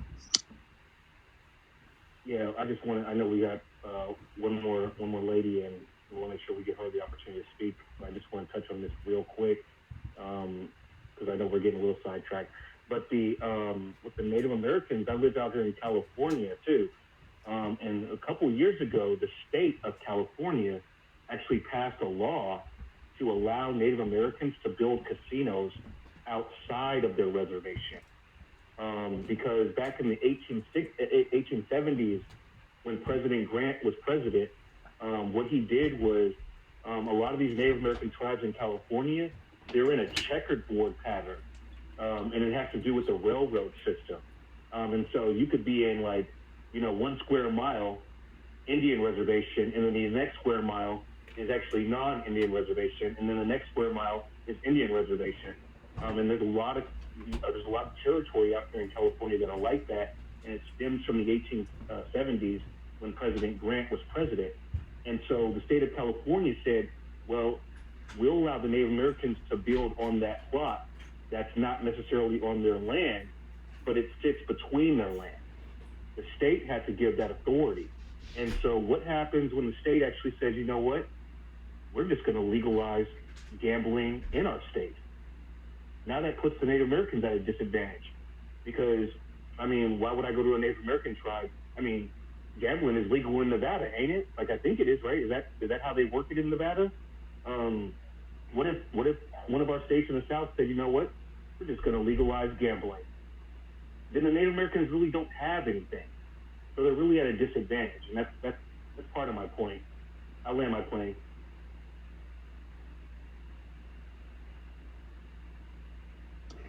Yeah, we want our Black American population to have equity in the country in every way, shape, and form, at every single level, without exception. And as beneficial as Native American tribal lands may seem to some people, when you do a deep dive into the way that they live and the way that their relationship is with the United States, it is not beneficial to 40 million Black Americans. It would actually be us going backwards versus us moving forwards in terms of our relationship with this country. So the thing that they have not wanted us to do in this country is have control over states. At every opportunity, even during the 60s when you had Malcolm X, who was preaching separation, and they were saying, give us 4 or 5 states, give us 20 years of support, and then we can be on our own from that point on. The United States, they spent millions and millions of dollars to support MLK, and so that integration would occur. They're very smart people. They're extremely intelligent. They understood that if they integrated our wealth into their population, that they would absorb our wealth and we would lose essentially everything. And that's exactly what occurred. They absorbed Black American business, Black American wealth, in whatever we had.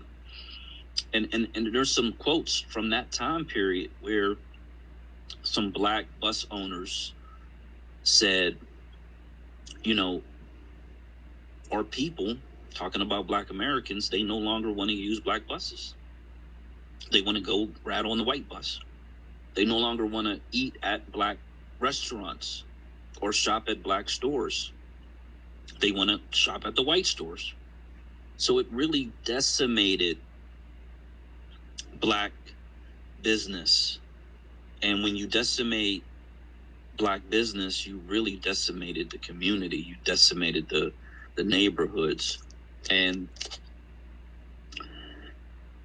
all of this stuff was so predictable.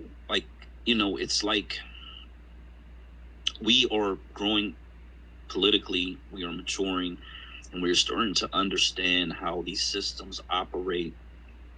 And they may have not fully understood that at the time, unfortunately. Some did. Again, I think Malcolm X and people of his political leanings did understand it. He was warning. I mean, if you go back and listen to him, read his sermons, if you will, his speeches, you will see that, man, that he was like a Nostradamus of his time, because he really understood how the systems operated intricately together and how they ultimately affected our population, especially white liberals. And so everything he said, for the most part, all the predictions he gave were absolutely accurately spot on. And we have to do everything that he essentially told us that we needed to do then in order for us to salvage what we have today and then ultimately protect our future here in this country and on this planet, for that matter. So the days of the MLK integration, got a dream, looking over the mountain, seeing white kids playing with Black kids, like, we've lived it, we've experienced it, we see what it is, we know the results of it, and it's really all detrimental to our population. That's just the bottom line of it. Unfortunately, it doesn't benefit us, it benefits them. And so, yeah, tribes ain't the way. Reservations ain't the way.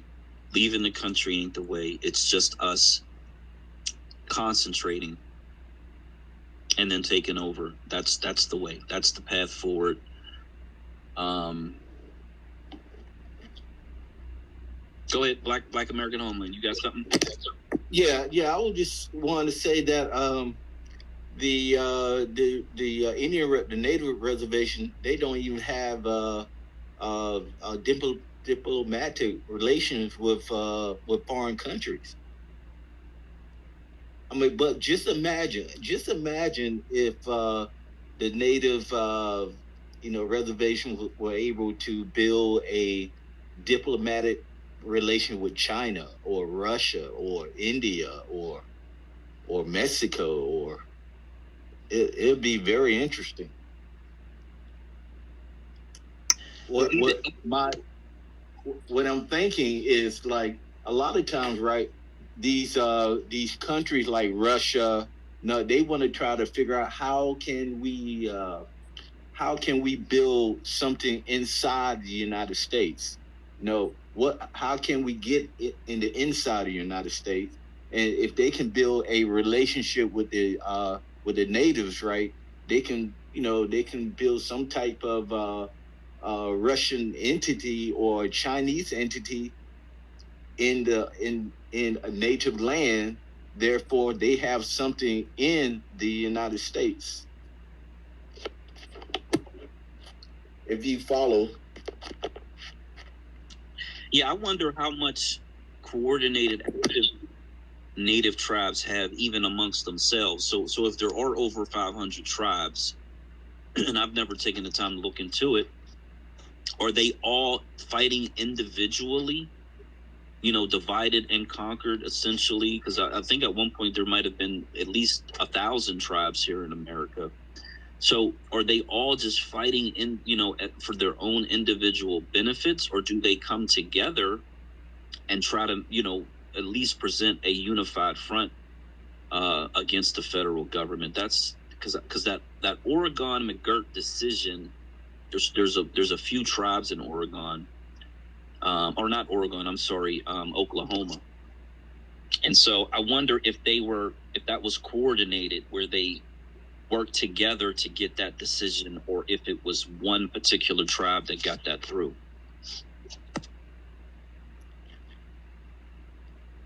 Yeah, that's an interesting question.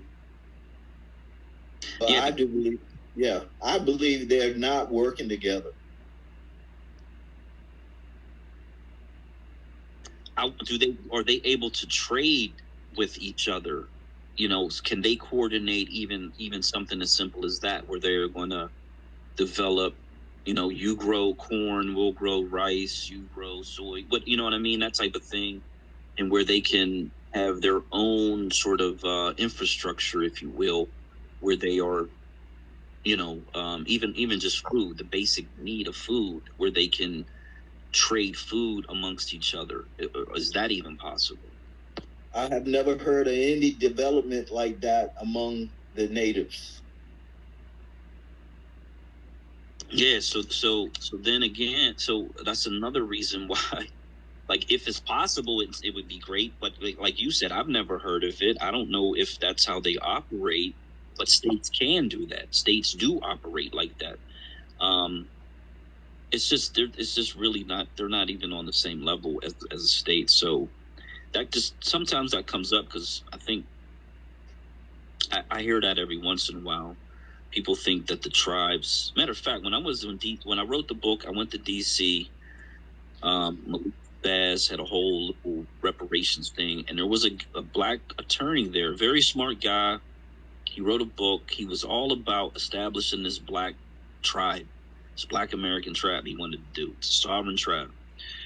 And we exchanged books. I gave him a copy of mine. I took his, but I was just saying to the gentleman, I said, look, the tribes are not, they really don't have, that's not the way to go. I hope you understand that. And he was, but people seem to, they get an idea that they like, and then they kind of hold on to that. I don't know how far this guy's gotten. I haven't heard anything since, getting his book or whatever, but I just don't see that as something that'll work. Like, I just don't see it. I don't get why you would even want to do that. To be honest, it just doesn't make sense to me personally. But a lot of people, they say, "Oh, natives got reparations," but it was like, that's the thing. I know the one that Obama did. There was a pipeline that had affected a waterway.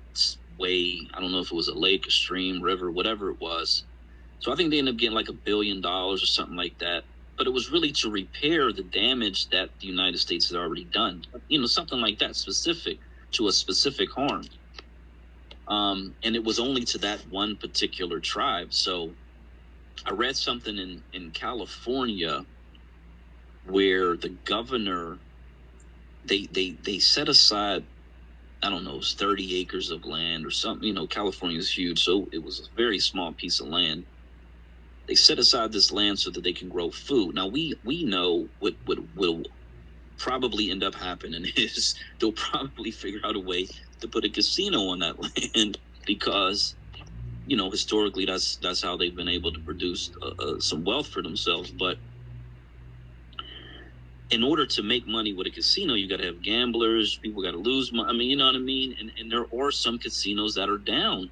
When people weren't out and about with COVID, some of those casinos were losing money because people weren't out and about. You know what I mean? So if that's your main source of income, and either the states bring in competition with other casinos that are owned by corporations or individuals or whatever the case may be, it can make it tough on these reservations that do have these casinos. It was great when they were the only ones who had them, but competition or anything else can change that pretty quickly. So Speak Facts is up. I just wanted to. I know we've been talking about Native Americans for a little bit, but I wanted to. While y'all was talking about it, I did a little research on Chrome.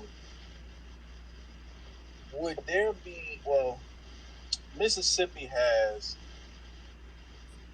the high. I kind of want to switch gears a little bit. Mississippi has the highest black population, or one of the highest black populations in the United States, right?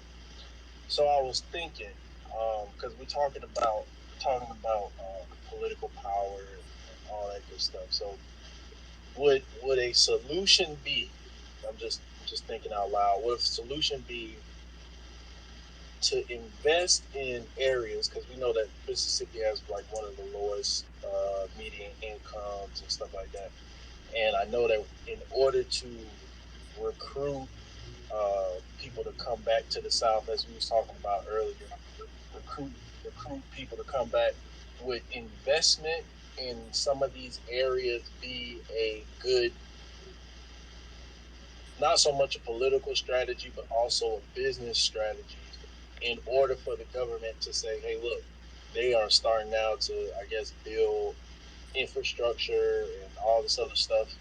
To let's give, or let's now, I don't want to say give them a seat at the table, but would that increase our negotiating power at the federal level if we was to get together and try to take back some of these areas that have, I guess you would say, disproportionately or whatever, and disenfranchised us, all the good big buzz college words, whatever. But I feel like that would be a good strategy. I just want to get y'all thoughts on that as well. That is the reverse migration movement, de-integration. That is what it is. It is us. Black American Homeland has a map that has a region of, I think it's 8 states. Black State of America, we have a map that definitely has 8 states, and then it has 3 overgrowth states. It's centered in the southeastern United States. Mississippi is one of the states. And yes, if we want to establish a 60% black majority, so that when we develop an independent black party, we will overwhelm the white voters in the state so that they cannot win, because we have 20% more voters than they do. And so, yes, we are going to need to build businesses. We're going to need to build homes. But ultimately, what our focus is, it's not so much business and home building. It is taking over the political authority within the state. And because we'll have elected Black Party senators and Black Party U.S. reps, they will go to D.C. with the sole purpose of getting benefits for the people in their state. Nobody else. So everything that they do, whatever bills they sign, or if they're the final vote, they're the tiebreaker vote, or whatever the case may be, they are doing it saying, look, this is my state. These are my people. What are you bringing so that I can take home something to give to my people? That's the way we have to operate in order for us to be successful in this country. Nothing else. And there's all these different ideas and theories, I guess. But to be honest, if you're going to stay in the United States of America, which most of us are, that's the only way for us to be successful in this country, and not just for a few of us to be successful, but for us to have a robust Black middle class population where the money circulates within our population, and we become the store owners, the factory owners.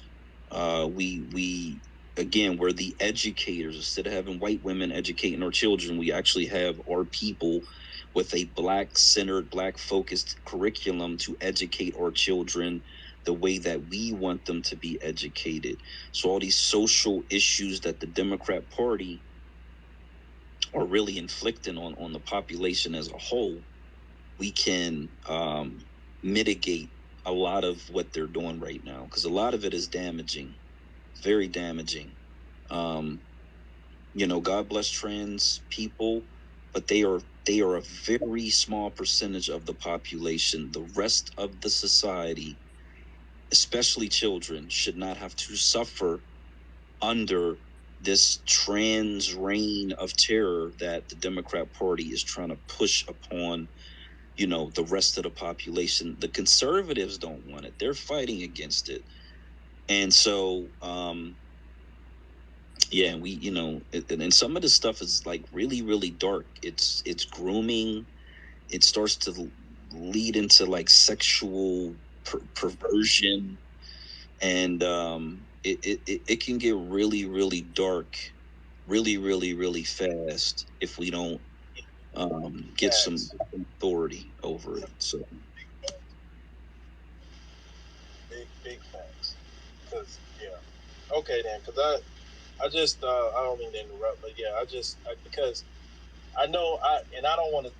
I know probably some of the questions I'm asking seem like y'all. It sounds like y'all have discussed it before, but like I say, I just because like I hear a lot of like because I want to get to the solution of things, and this is just me kind of being right now, but it's like I want to get because with Dr. Carl Anderson's Powernomics, and Black Labor, White Wealth, and all of those books, I see that there are solutions, but but let's just be honest, everybody knows Jim Crow and segregation, all that, it did a number on us, and it's the mindset that we have to overcome, and I just want to, for my own personal, you know, not so much cry about, oh man, I can't get a loan and I can't do this. Like, cause I just set off for my LLC, not too long ago, and I want to make sure that the money that I spend or the money that I spent in order to establish my LLC is that I have a purpose to give back to my community and try to build them up,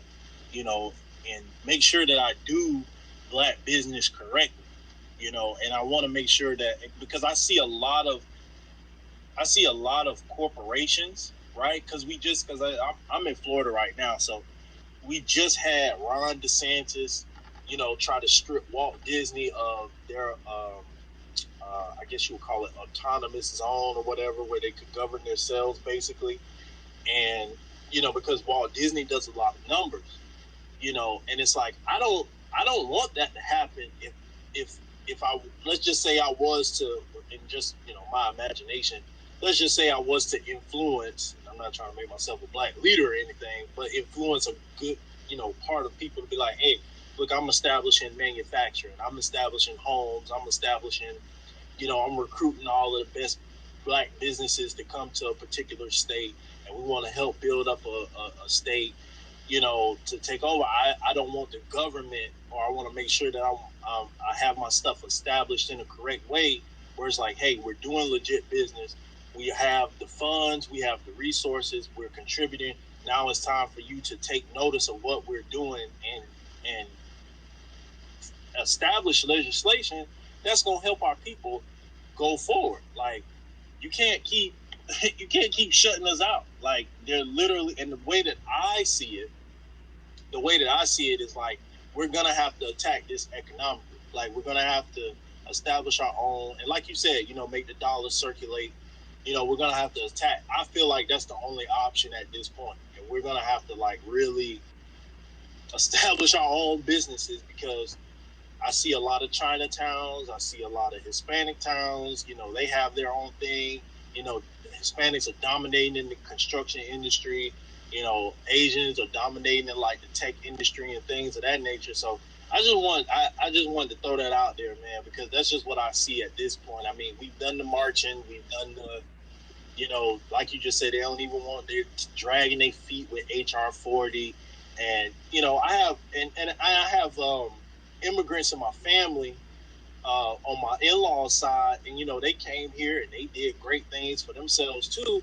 And I feel like there is this kind of air of like, um, there's this kind of air of like, I did it, you can do it too, and I don't like that, because it's like, well, you don't understand the mindset of foundational Black Americans here. It's like, hey man, we really get targeted and we really get shut out of a lot of resources.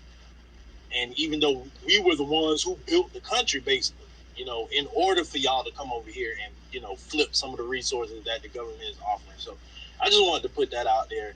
Y'all can respond how y'all want to. I'll to hear your response to that. So y'all opinions to that. Hey, yeah, look, the state, you said you trying to get your LLC in the state of Florida, right? Yeah. And that's a state, you have to do that on the state level, right? So the state has control over that, right? So they can make it hard for you to get your LLC, right? It can take a year, it can take a couple of years. They can slow your process or your progress.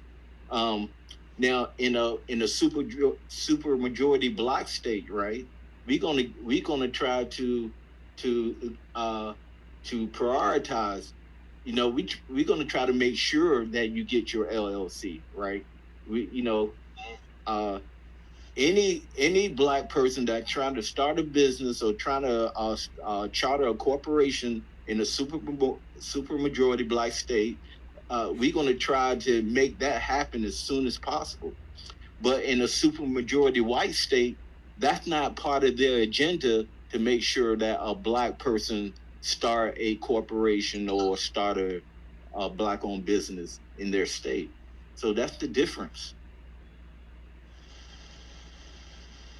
Yeah, and I love how you said they're keeping us out of or blocking us out of opportunities, because that's exactly what has been occurring.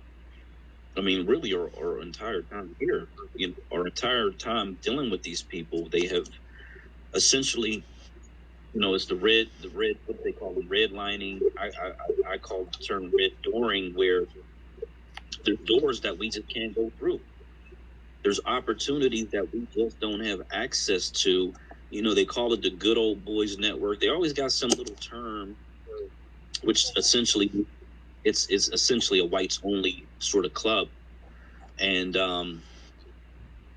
it's because, I mean, it is what it is, because they control everything. I mean, that's just the bottom line of it. So no, but really, it's not that big to me. It's just individuals. You got individuals in the agency that controls the if you get a corporation, if you can start a corporation, you got individuals in that agency, right? And that State Department that approves or disapproves a corporation. So sometimes it's just individuals that making decisions over this. If you understand where I'm coming from. Yeah, I get you, and that's one of the reasons too why. That's one of the reasons too, like, and like I say, that's why I say, man, I feel like if we could get, because I heard I heard someone jokingly say it, and honestly I think it's true as well. A politician costs about $10,000 to about $100,000, you know, So and like y'all, and I know y'all keep saying, you know, the majority black, but at this point, I'm talking about like to start, you know, start the progress. I feel like there's just certain things. There's a certain, I guess you could say, there's a certain starting point. Like, cause I know for me, if I could get, let's just say, 1,000 Black Americans to donate $100, right? That's like what, 10,000. I don't know, my math not too good, but we'll say 10. That's We'll just say $100,000. 100K right there, right? And I go down to one of the county commissioners, and I say, look, man, I know you getting reelected, or you up for reelection. Hey, look, we trying to get, you know, roving security up here at the West Side Center.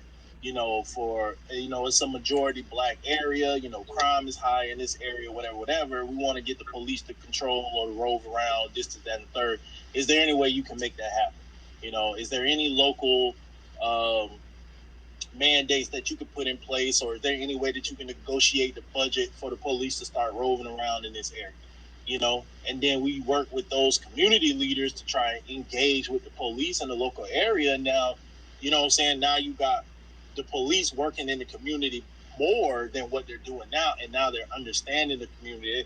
Oh, I understand why little Johnny act like that, because his mama was on dope for 15 years, and you know what I'm saying? And his grandma was on dope for 5 years, and you understand what I'm saying? So I feel like if we could start there at least, you know, that will get the ball rolling for, you know, hey, now this area is known for having the police actually work more with the black community. I might want to go live in that area. Oh, now we got a couple of businesses that are black owned, they're manufacturing. Oh, they're, you know, producing soybeans in this area, you know, and they're paying well. Well, let me go over here and apply. Maybe I can go work in the processing plant and this, that, and the third, you know. So that's just where my mind is right now, because I see a lot of corporate. I'm just seeing a lot of other people groups come to this country and outpace us in record time, and this is how they're doing it. This is what I see. This is how they're doing it. They're literally going to an area, like you said, go into an area, become the majority in that area, and then they just work the system that way. Right. But what makes us different from them is that Black Americans, our population is big enough to take over a whole state. Facts. We don't have to use their tactics. We got our own tactics. Not only can we take a whole state, we can take political control of a whole region of states. That's the difference between Black Americans and other minority groups. So in that case, we would need to build a campaign, so to speak, to get the word out. Correct. Okay. We have to do everything we're doing. You know, I'm doing my thing. You know, I started doing this in 2012. You know, talking about the Black American homeland. This has been my thing since 2012. This is all I've been talking about, right? And you know, look, I travel to a lot of countries. I see what they're doing in other countries. I try to implement that into my thoughts of what I want to see in the Black American homeland. And I just been doing it for years, man. And I never stopped. I had a lot of pushbacks, but I kept on going. I kept on going. Then I met my man, Gray, and he really helped me. I mean, it was, I could have gave up a few years ago, but when I met Gray, man, he really, gave me that, what's that word? He gave me that push to want to go longer, because now I have somebody else that believes in the same thing I do, and then state power, meeting this guy, right? He believes in the same thing I believe in, and that helps me to keep going, And then we have a lot of other people, man. We got the Beat the Power.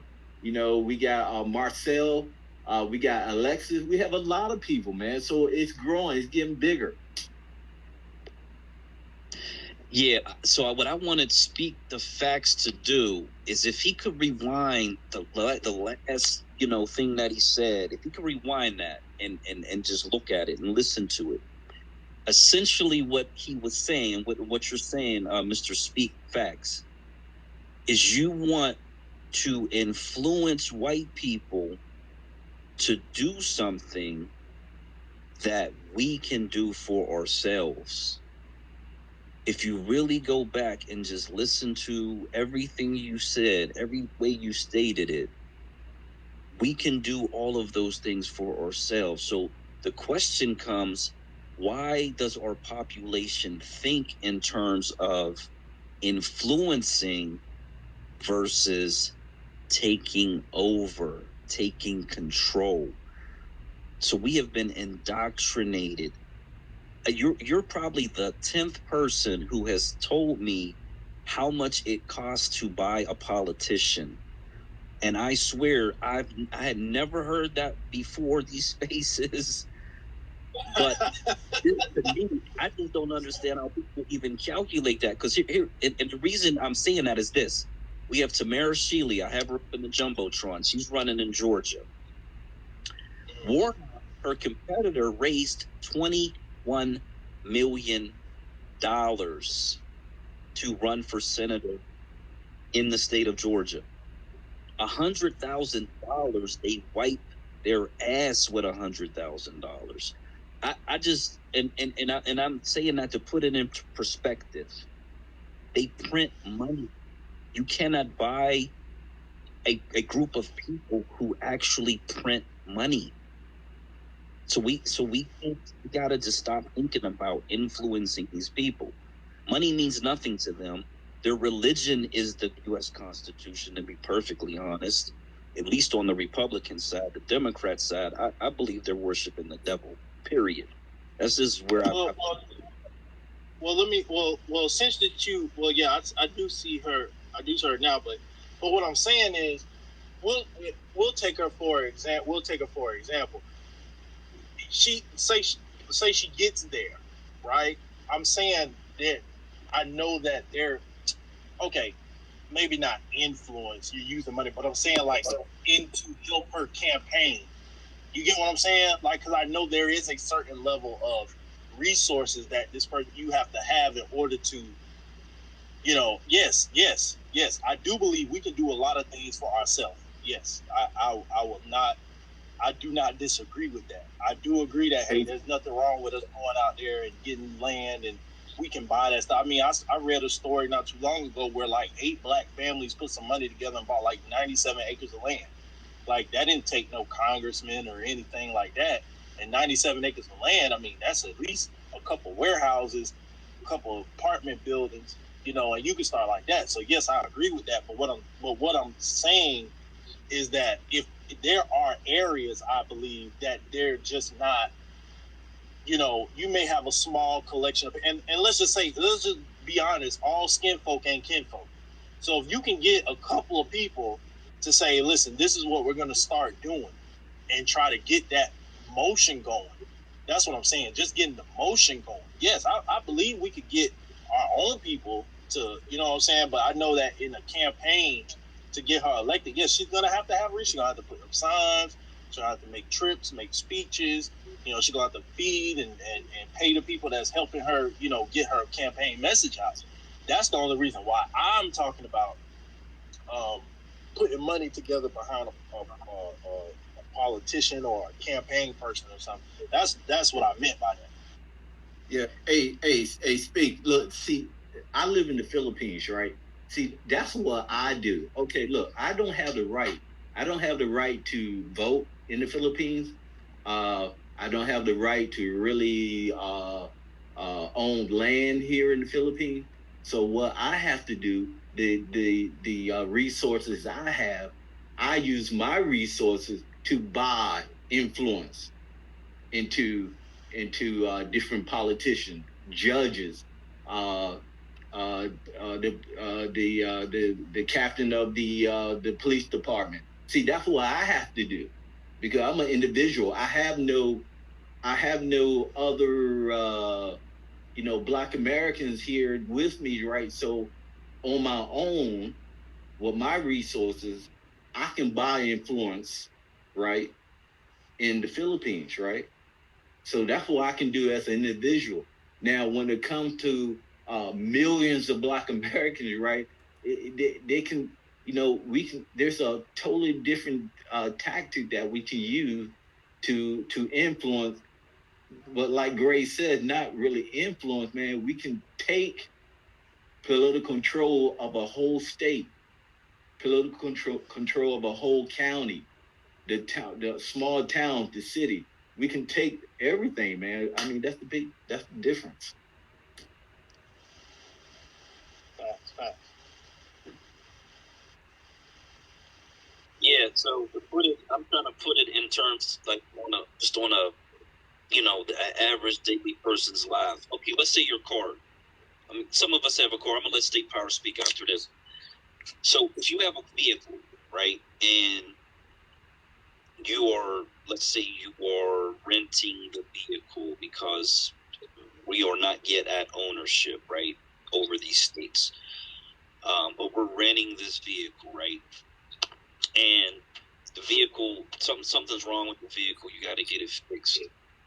And so you have to go to a mechanic. You have to go to the dealership. And it's going to be more expensive. It's going to be, it's going to be a much bigger hassle for you to take that vehicle to an outside individual and let them do all the work than if you just did it yourself, if you had the skills to do it yourself, right? I'm hoping that is painting the picture that I wanted to paint, because ultimately we want to own the car. We don't want other people to have ownership over our lives. We don't want to influence them anymore, because it doesn't work. Like it just doesn't work. They understand the whole tactic of being influenced, and they have people with much deeper pockets, to be perfectly honest, much deeper pockets than we will ever have if we stay marginalized and integrated across the whole country. We will never have the type of wealth that is necessary to actually influence these politicians the way that people have calculated this online, because most of our money goes to necessities: housing, food, transportation, utilities, things of that nature. So it's not like we have all this discretionary income to influence and to continue to influence and to sustain this level of influence over time. Essentially, when people in their mind say, okay, $100,000 to buy this politician, that's really a one-shot deal. And if the person takes the money and runs, there's nothing you can do. There's no retribution, and or they have no responsibility to do what you say, because the competitor could come in and give them twice as much, and they could put your money on the table and say, well, this Black community, they just gave me $100,000 because they want me to build a community center, and then some foreign real estate company comes in and says, look, we'll give you $1 million to your campaign so that we can put up these high-rise apartment complexes, or whatever they want to do, however they want to do it, because we want to gentrify that neighborhood. They're not going to use that language, but essentially that's what occurs. So rather than trying to influence the process, where, again, the competition that we are up against has deep pockets, and the reason we're in the situation we are in is because our wealth is projected to go to zero very, very quickly in this country. So no more thinking about influencing. We need to start thinking about taking control. We don't need a lot of money to do that. We just need to move. We need enough money to move and vote. That's where we should be spending our money and our efforts. And then we'll have permanent control. We'll have permanent authority. They can't take it away from us. As long as we maintain a 60% majority. That's really what it takes. State power. Yeah, thanks. And that was the last part you just said was exactly what I wanted to talk about. how do you sustain? Because what happens if they just take the money and run? $100,000. I mean, that's nothing to these people.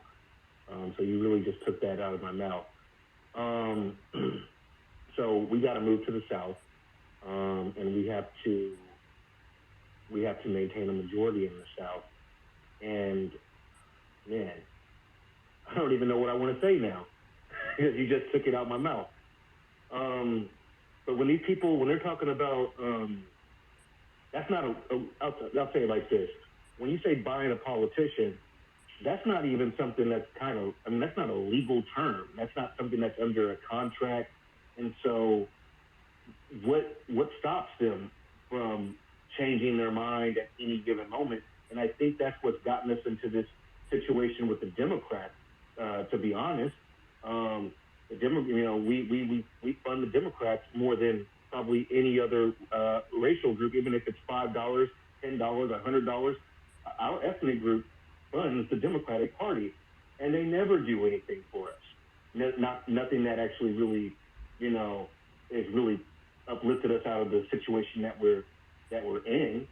And so it hasn't proved to work in the past, and I don't think it's going to work again. The only thing that's ever worked for us was actually being the majority of the state, and that was immediately after the Civil War, after the 13th, 14th, and 15th Amendments were passed, and we were given the right to vote. We had congressional representation in this country. It wasn't until 1915 when we started to dilute our political power by spraying across the United States. That was when we actually started to lose that political influence and political power. And so what we seek to do is to regain that political power and that political influence, and do for ourselves via a reverse migration. So that's all I want to say.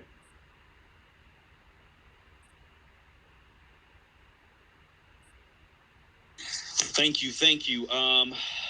So we got a couple more people in the room. I'd like to acknowledge DJ Fedro's in the building, Kalunga's in the building, Miss Georgia's in the building.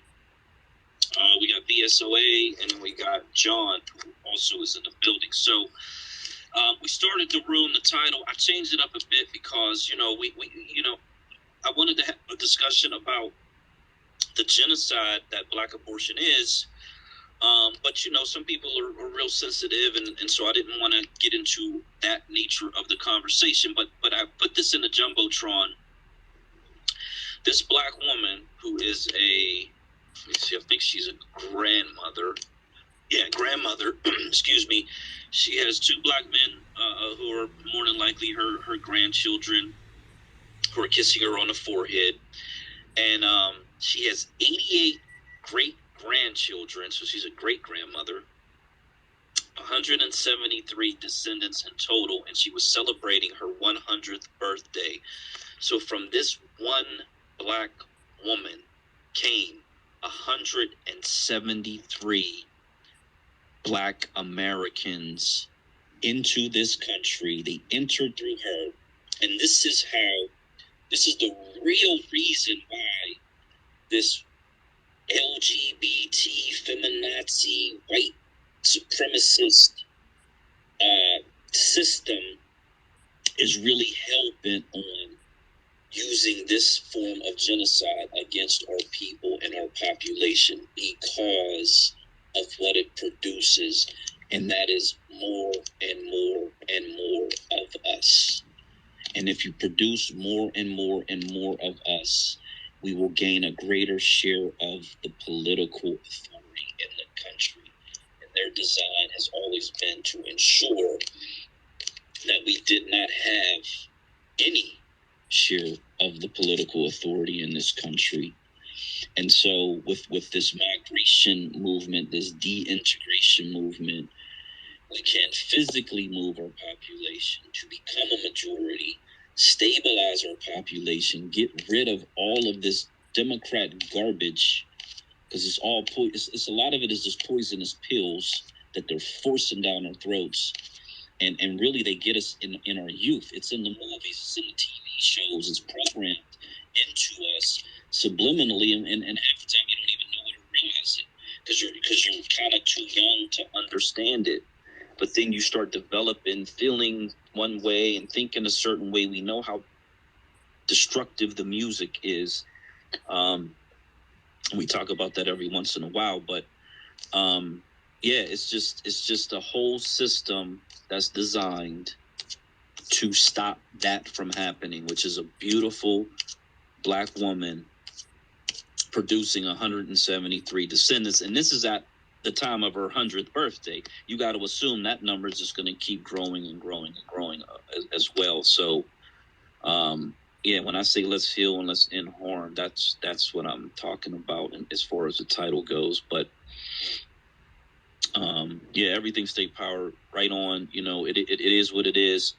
It's like if someone is ideologically bent on their mission, whatever that mission is, we kind of understand what the mission is because we see it happening in real time. We had a presidential candidate who was a vice president who made a long series of promises as to what he was going to do in order to get elected, and he knew he needed the black vote in order for that to happen. And he's done absolutely nothing. Absolutely nothing. And so us continuing to think we can influence these people is us just beating a dead horse. Like, that's it. Now, as far as funding campaigns of black politicians like Marcel, like Tamara Shealy, who are black roots, who are fundamental, black Americans who are going to fight for us, I'm all for that. I give money. I gave money to her campaign. I give money to Marcel's campaign. I'm a regular contributor. And that's something I never did in my life, but that's something that we have to start doing. But here's the difference between us doing it the way it is today and the way that it must become tomorrow is that we're still fighting against the entire system. So even if we get some black politicians that we trust and they're well vetted into positions of authority, it's them against the world. It's them against everybody else. You know, and if we could get one or two, then, well, at least it's two. If we can get three, okay, it's them three, but it's still those three against everybody else. They don't have a whole network to depend on. If when we concentrate into a state, we're sending our representatives to Congress to fight for us, but they have a whole state to back them. They have every level of state government to back them. It's just a different level. It's like, right now we're probably, politically speaking, we're probably playing at a pre-K level, to be perfectly honest. That's the way they wanted us. That's where we're at. If once we get to a black majority state level, we go from pre-K all the way to the professional level. And so, that's another analogy to try to give some clarity on what we're talking about here.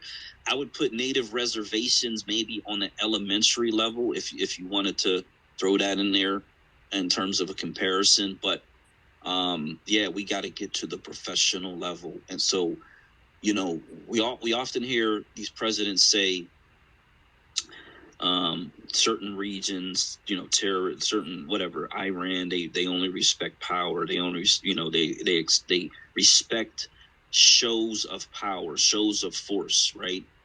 But that's true. That's true for them as well. Like, they don't, countries that they can run over, they just run right over them. They literally just run right over them. So the United States operates in the same respect dynamic where they really tend to only respect those who are in positions of authority. And that's why they have totally disrespected black voters in this country, because we don't have any authority, and they know it. And they look at us as, he literally said it. He said, you guys are going to be up against the Hispanics, and then what are you going to do? Essentially saying you really, really need us. You need the white Democrats more than you even in their mind, because this is the way they set it up. They want us to be wholly dependent upon them so they can continue to manipulate to get the votes. They have no intentions at all whatsoever for us to be self-sufficient and to be in a position of authority in this country. So we gotta change that for sure.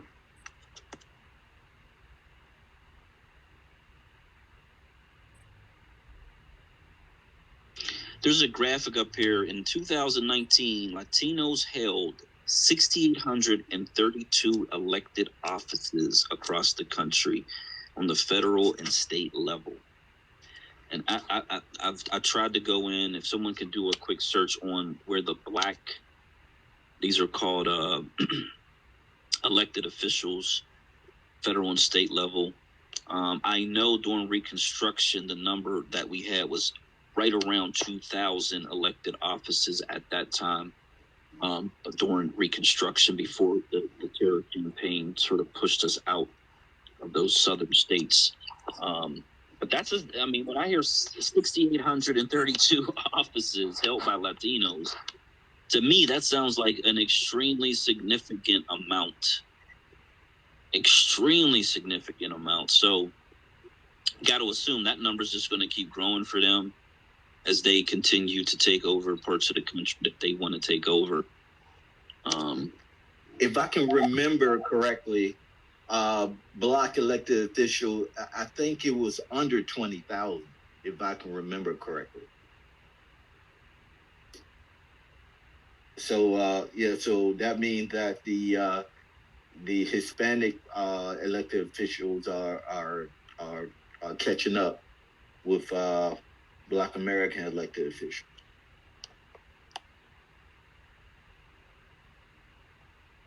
Okay, I'm actually trying to do a quick search just so I can see some type of numbers here, if I can find it really fast. I know that I had another graphic that said black women do much better in majority black districts, which would be another plus for black women who are thinking about their political, if they have these political aspirations, they tend to do better when there's more of us to vote for them. I mean, that seems like that would make sense for black men too. I don't know why they specifically pointed it out, but it just makes sense that if there's more of us to vote, we would vote for the person who represents our best interests. But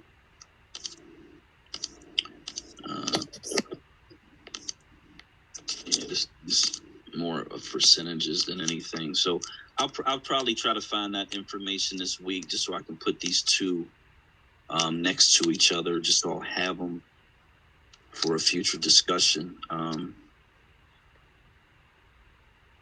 A lot of their stuff is at the county, municipal level, and in the education sector of society. So most of their focus, from what I can tell, is not on the federal level necessarily. Most of it is all state. Matter of fact, they have, it looked like 38 U.S. reps and 4 senators. So out of that number, what's that, 42? So out of 6,832, only 42 of those were at the federal level. Everything else was at the state and local level. So, I mean, these are sort of lessons, I guess, for us to kind of understand what we should be doing, like where our focus should be, how we should be moving politically. You know, because it kind of, I mean, it's so sad that we've been sold this bill of goods of looking at the federal government for everything, and not just really understanding how we can really make it work for ourselves, how we can make it happen for ourselves. It's just really sad. It's just really sad, man. And I don't know if that comes from the black celebrities with the vote or die movement that went on for a few decades, it seemed like. And us putting all of our hopes and dreams into Obama for 8 years, and Clinton and whatever, you know, it's just odd that we never kind of figured this out. And it seems like a lot of these other groups come in and they kind of already understand it. So, Hey, great. Tomorrow is the election for the presidential election for the Philippines.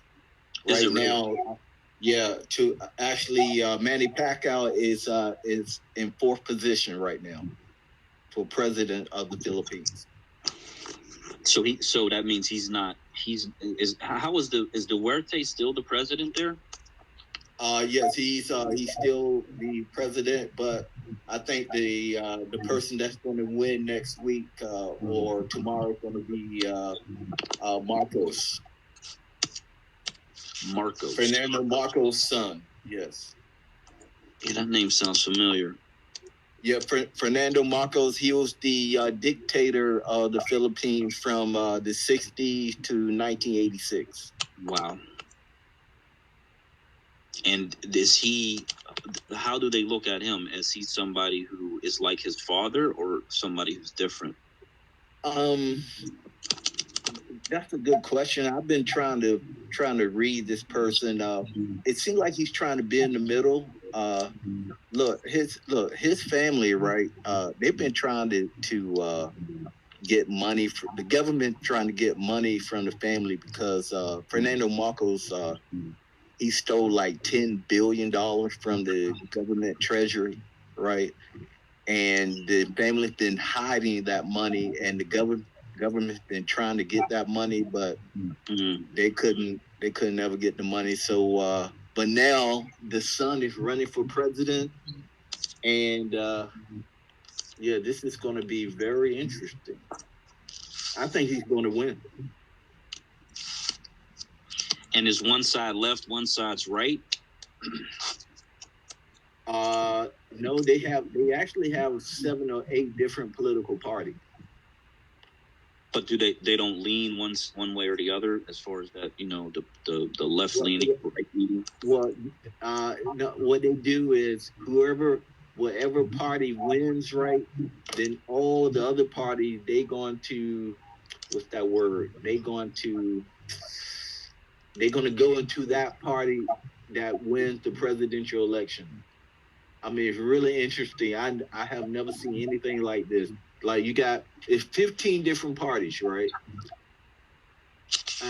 Whatever party wins the election, all the other parties are going to consolidate all their congressional members into that president, the party that won the president, because now they want to get they want to get the different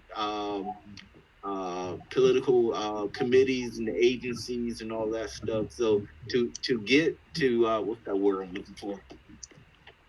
To be in power, right? You have to be in the party where the president, who's the winner of the presidency. That's the only way you can get power. So all these different congressmen, they're going to align themselves with the president of the Philippines.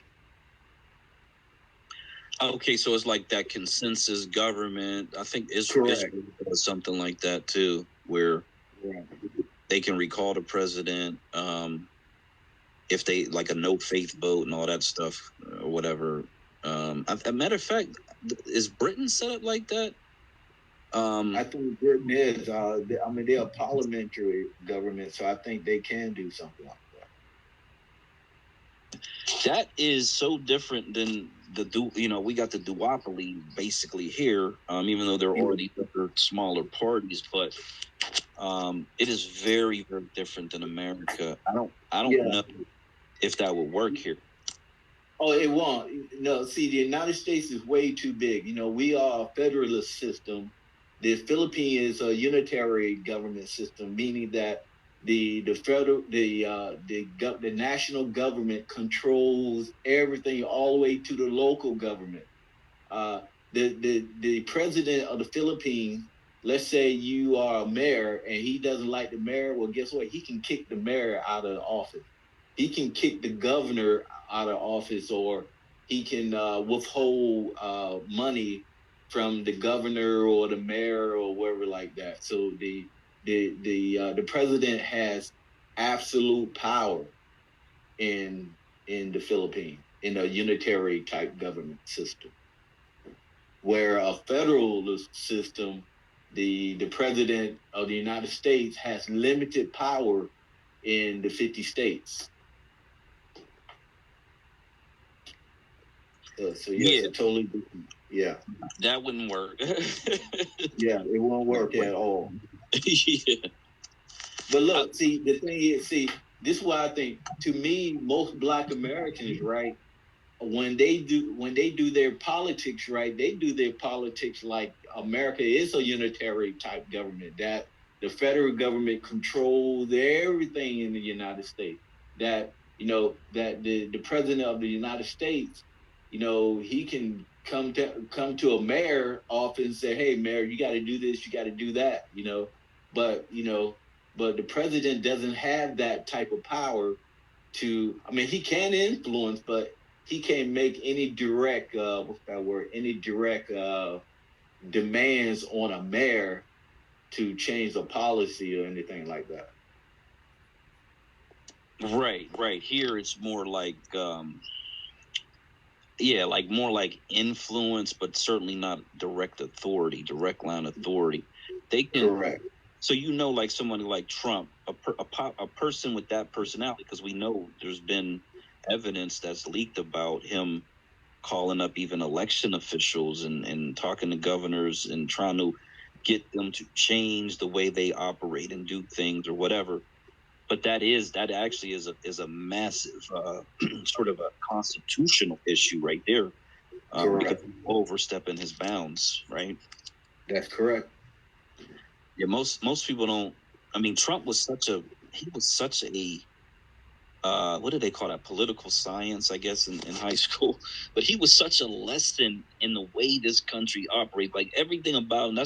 I wish people instead, they instead of them looking at it as a lesson and understanding the relationships and the limits on the power of the president, they kind of just have fallen into the right side where they support him no matter what he does, or left side where they hate him no matter what he does. But there was a lot to be learned. I mean, right now, he's endorsed, I think, 51 or 52 candidates. They've all they've all won their primary elections in this country. There was one in Ohio where I think the guy Vance, where that guy was losing, like losing bad, and then Trump gave him an endorsement. He ended up winning that campaign or whatever. So all signs point to, if he runs, he's going to win he's going to win the nomination of the party. Whether or not he wins the election, that's a whole different story. But if they cannot figure out a way to charge and arrest him, he will be the Republican nominee in 2024. That is correct. And if we don't have a strong, if the Democrats don't have a strong candidate for 2024, I believe Trump will win in 2024. I believe it too, and I believe because just like this midterm, I think the Democrats are going to get washed, and they're going to try to spend the last 2 years of Joe Biden's presidency and try to blame it on the Republicans. But I just don't think people are going to buy it, to be perfectly honest. And then who do the Democrats have? Kamala would be their, that would be the nominee that you would think they would put up there. But I just don't think I don't think they have nobody to go against Trump, unfortunately. So it's likely we're going to have 4 more years of that dude. Yeah. Hey, can I tell you something? Now, look, Duterte, what he tried to do in 2016, he tried to turn the Philippines into a federalist type of system, where instead of having, I think they have 34 or 40 provinces, he wanted to turn the provinces into like 8 or 10 states. That's what he wanted it to do in 2016. However, most of the political people, they thought like, look, Duterte, he's going to try to use his influence to run for president again, because right now a person can only run for president for one term. Now, if he can change the Constitution, right, then he can run for president again. That's what they thought he was trying to do. That's why they didn't want him to change the Constitution. So much like Putin essentially made himself president for life. Is that what they're saying? Well, you see, that was something that they was afraid of. Yes. Yeah. Yeah, I found this. Yeah, go ahead. No, oh, okay. Yeah, I just wanted to note that I'm gonna put it up in the jumbotron. It's something called it's called the Joint Center for Political and Economic Studies. It's America's Black think tank. So I'm putting this in the jumbotron. This actually it seems like they do all these different studies, and they probably got graphs and all this information, because I was looking up the number of Black elected officials, and in 2002, final call, they cited this particular organization. There were over 9,000 Black elected officials in 2002. And so this organization might be, I'm not going to say might be, it looks like it's a very good resource for all things related to Black America in terms of doing like these specific studies. It probably includes, immigrants, of course, but it still will be a good resource to look into, information that is specific to Black America in this country. And just glance over it, it just looks like it's a lot of information on disparities in different sectors of the society. So now what you just said is very scary. So you said in 2002 there were 9,000 Black elected officials. Now, in the past 20 years, I believe that the rate of Hispanic elected officials been growing really fast, and it probably took away from Black elected officials.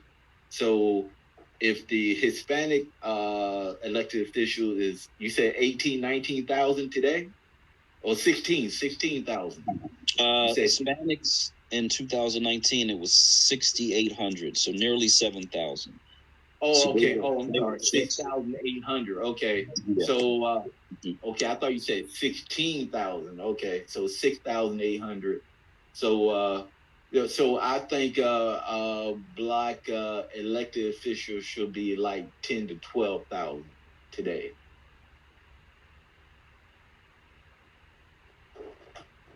Yeah, and I would love to not only know that number, but then look at how effective they are in implementing, policies that they want in comparison to what we're able to do.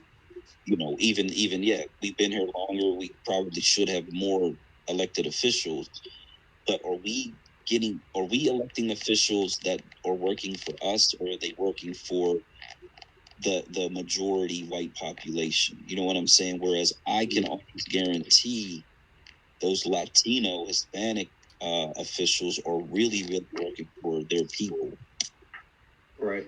And look, this is a great contrast, right? You mentioned, or someone mentioned, back in the Reconstruction period era, Black elected official was 2,000 something. Yep, about 2,000, right around that number. Yep. That is really interesting, because that is incredible. We gone from zero. I'm sorry. We go from being slaves to over 2,000 elected officials. That's extreme.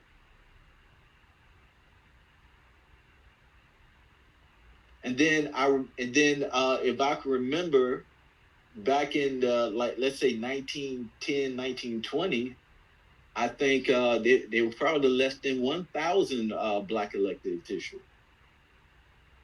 I think from 1900 to the 1950, that was like the worst time, to be a elected official, a black elected official. A lot of people were able to vote from the 1900 to 1950.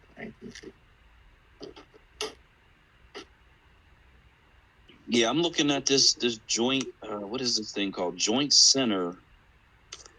And man, I'm telling you, this thing is man, people in politics need to know about this. Yeah. These people are they call it a black think tank, but they might be like the powers that are pulling all the strings, to be honest. As I'm looking over this thing here, like almost like this was like a black political union of some type. Even Colin Powell was involved with this thing, and he was on the other side. So maybe you just had to be a black American, didn't matter which party you were in. Right. But man, believe me, a lot of white think tanks, they also have all the information you need about black Americans as well. Yes, because they study us, right? Because they're studying us to not only study us and just get facts and figures and information, but to learn how to manipulate our population as well.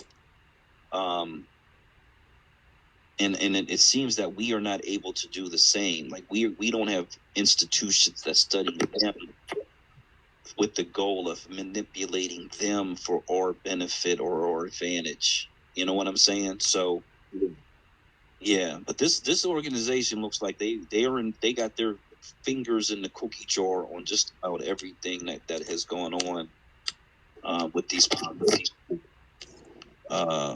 political positions in this country. So I'm gonna try to go through this over the next couple of weeks and pull stuff out of here, see what these people are talking about. Hey, look, a lot of these white think tanks, right? They get their money from the federal government, right? So that means that a black think tank has to get their support from a super majority black state.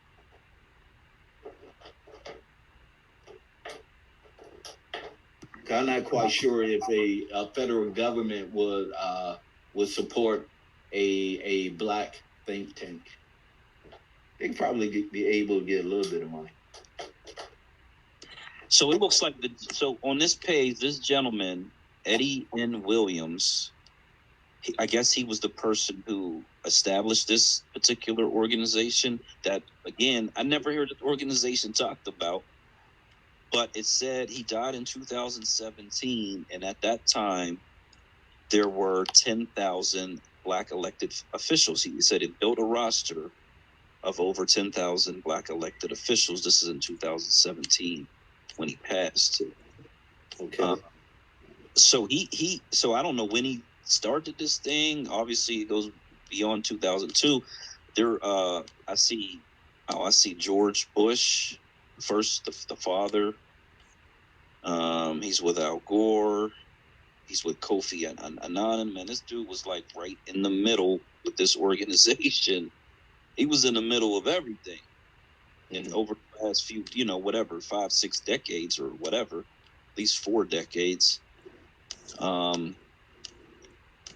this is interesting, man. This is very. Now, tell me, you said this black think tank is not supported by the Republican Party. Is Well, like I said, they had Colin Powell. They honored him there. Mm-hmm. So I'm trying to read to understand what it actually is. He was the president of this thing from 1972 to 2004.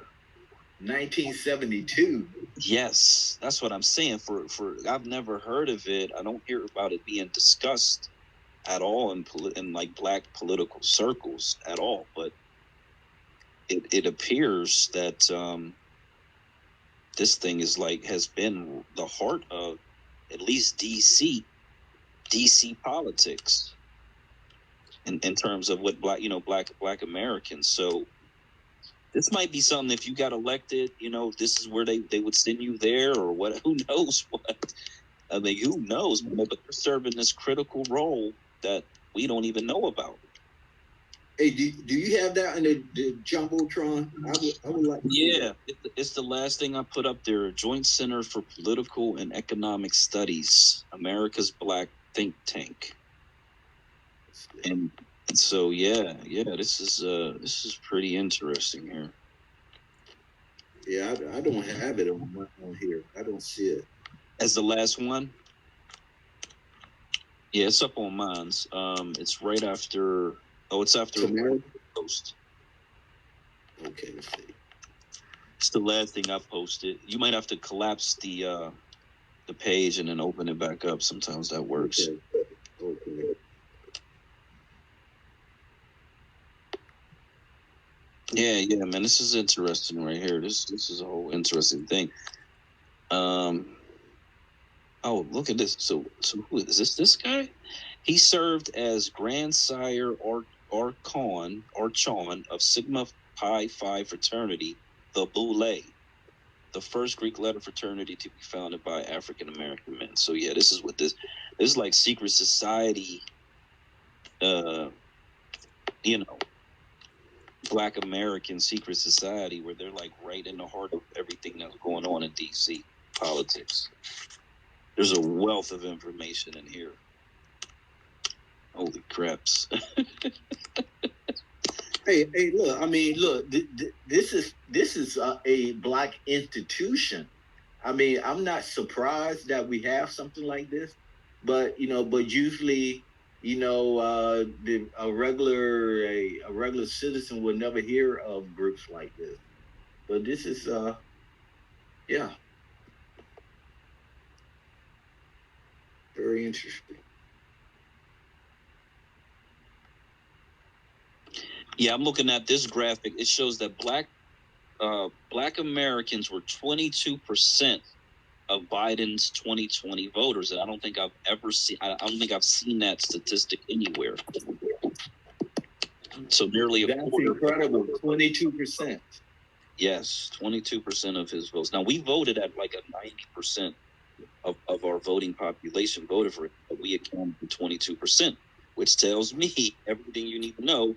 They cannot get elected without the black vote. It's impossible. We almost double our population. Wow. 22%.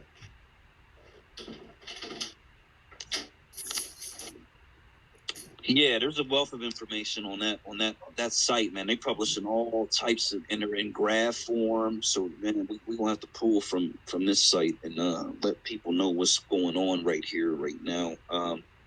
Yeah, if we are 22% of his vote, imagine if, like in our last thing, we talked about going from Democrat to independent. That would send shockwaves through the Democrat Party, number one, especially on the national level. And then you vote however you want. You vote Democrat or Republican, doesn't really matter to me. But at least doing that first step and then seeing how they react to that, seeing how they change their tactics after that. They can't win without our vote. That's just the bottom line of it, because Trump would have washed him without that 22%. Like it wouldn't even. There's no. You can't make up for 22% of your vote. So that tells me everything, that we should not be under this benign neglect. We should have got the tangibles. We should have even that Ice Cube plan where you sit down at the negotiating table before you vote. Whatever it is, we need to be in that framework, that mentality of, hey, we know you can't win without us. Put it in writing, put it on paper, publish it in a newspaper. Because without that, you're not going to get the vote, and you're going to lose. And then move on from there.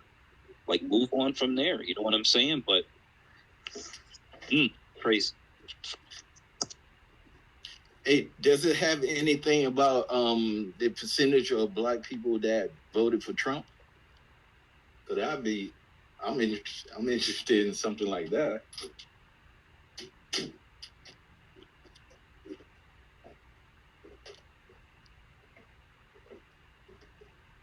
I'm gonna say Trump probably got his black vote probably 7-8%.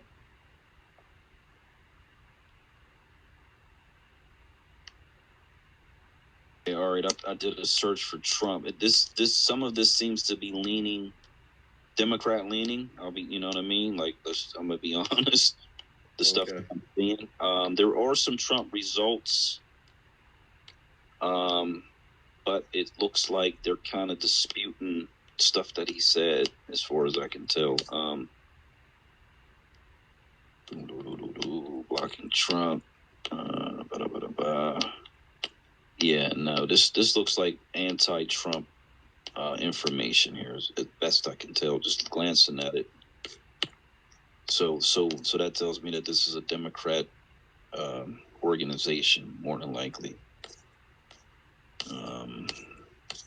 So if you take the margin of victory that Biden beat Trump, and you take away 22% of that of Biden vote, you're right. Biden would not be able to beat Trump without the black vote.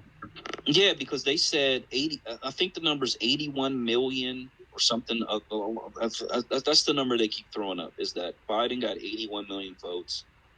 If you take away even 16, I mean that would be 20%, right? 16 million. Yeah. No way he could recover from that loss of that many votes. There's no way he would have won, because I think they were only apart by a couple million. It certainly wasn't like 10 million or anything close to that. Yeah.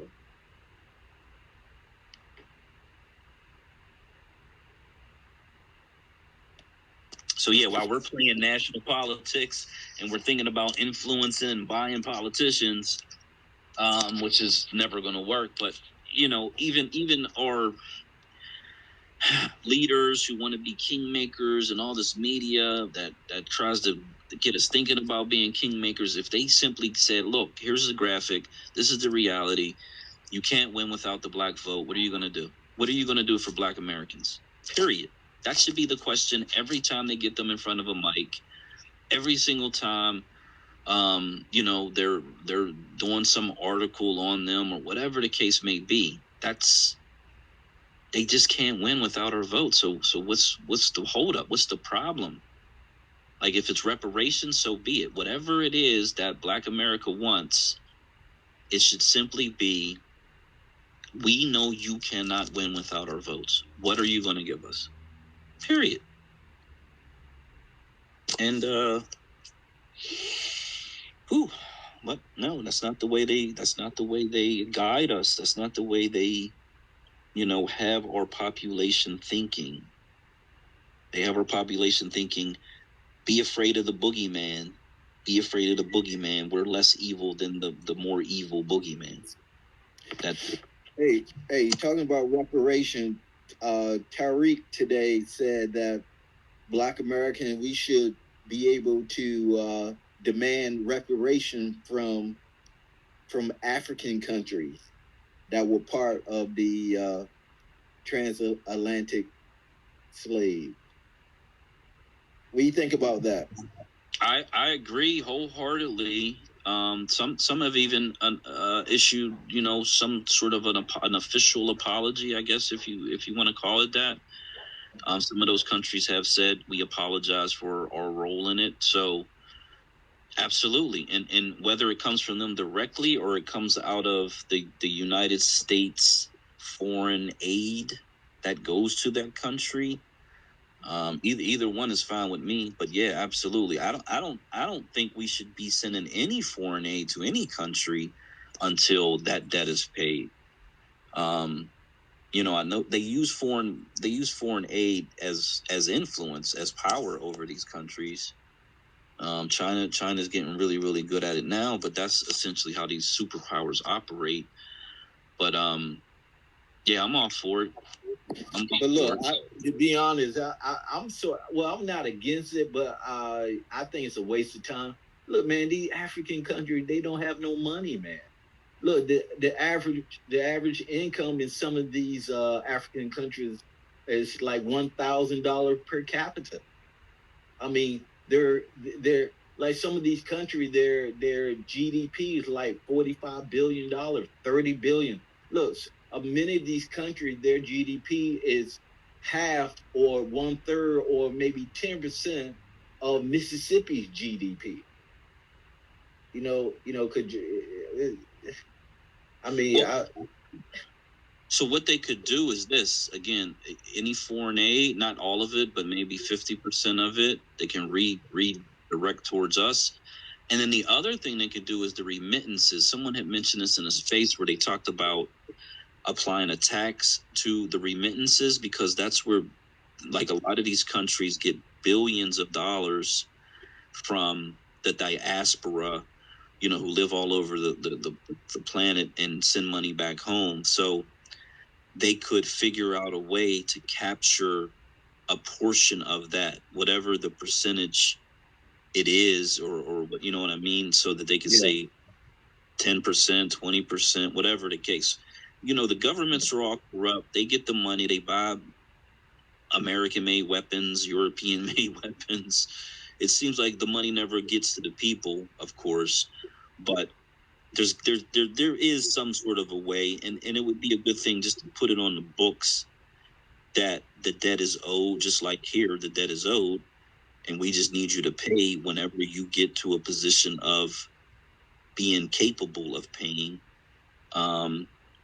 But again, those remittances, they really, I mean, because the few times I've dug into that, it's a lot of money. It's actually, in some cases, more money than like you said, the GDP. They're sending in more money than anything.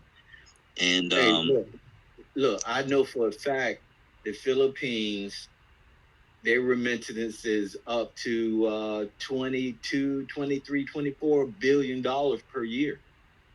That's how much Filipinos send back to the Philippines. Mexico, if I can remember, Mexico, I think around 35, 40 billion every year that Mexicans in United States send back to Mexico. Yeah, and it's so the strangest thing, man, about all these immigrant groups is it's almost like they do it as a part of their duty. Yeah, they got family members back home and they care about the people, of course. I mean, that's a part of it, but they could have just as easily said, "Well, look, I made it." You know what I mean? Like I'm here. I'm here now. I got mine. Go get yours, right? Because that seems to have been. I mean, it's been in our music. It's kind of been in our culture. This individualistic thought process, where it quite literally has been, I got mine. You figure out a way to get yours. Whereas these other groups seem to think much differently than that. They think, I got people at home. They don't have any opportunities. I'm going to send money back home to those people.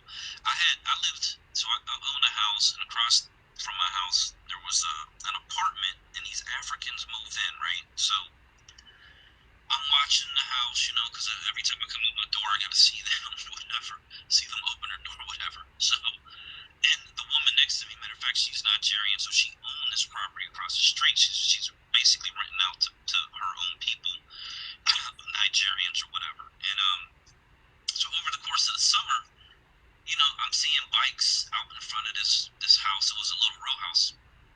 But I'm like, every day I'm seeing a different bike. I'm like, damn, what's going on over here? You know what I mean? I'm just like, this is crazy. One day, and it's so crazy. One day they open up the front door as I'm walking out. They got bikes, like to the point where they had to crawl over the bikes to get into the house. Like, this is how many bikes.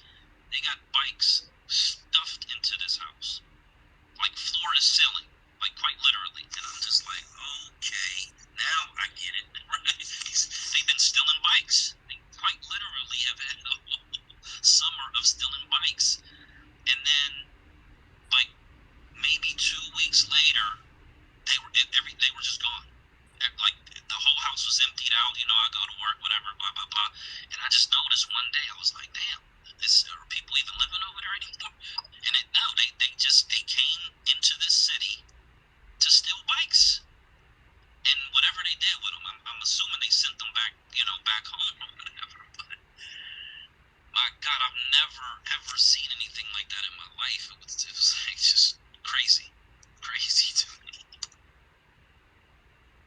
Well, look, I do notice bikes in the Philippines are very expensive. Like, let's say a bike that you can buy in Walmart for $70, $80, $100, they're worth like $300, $400 in the Philippines. So maybe bikes are very expensive in Nigeria. That's all I can think of. And or like you're saying, they had a market where they could sell them, and you know, maybe they can get the money out of that. I mean, that's possible too. Yeah. I mean, if they got a global shipper who has containers coming over here from wherever, you know what I mean? They could simply fill up a container full of them if they wanted to and ship them over there. So yeah, I mean, or they can melt the bikes. Well, you got different types of metal, aluminum. You got different metals, and I don't know. Okay. Oh, yeah. Okay, I got you. Scrap metal. Huh. Yeah. Yeah, that's interesting. I don't know. Do you think the bike would have more value as a bike though? You know what I mean? Yeah. It has. Yeah. Yeah, it was just another thing, something I thought about.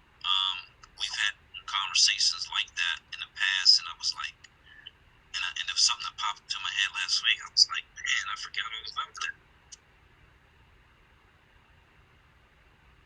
Right.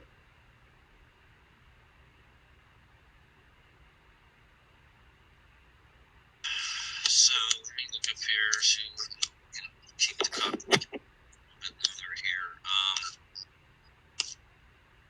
Yeah, I talked about all that. Tamara Shealy, Marcel Dixon. Marcel's getting hot. He's got a lot. Matter of fact, there's a group. I know there's a group that's going to go down because I think their election's June 14th.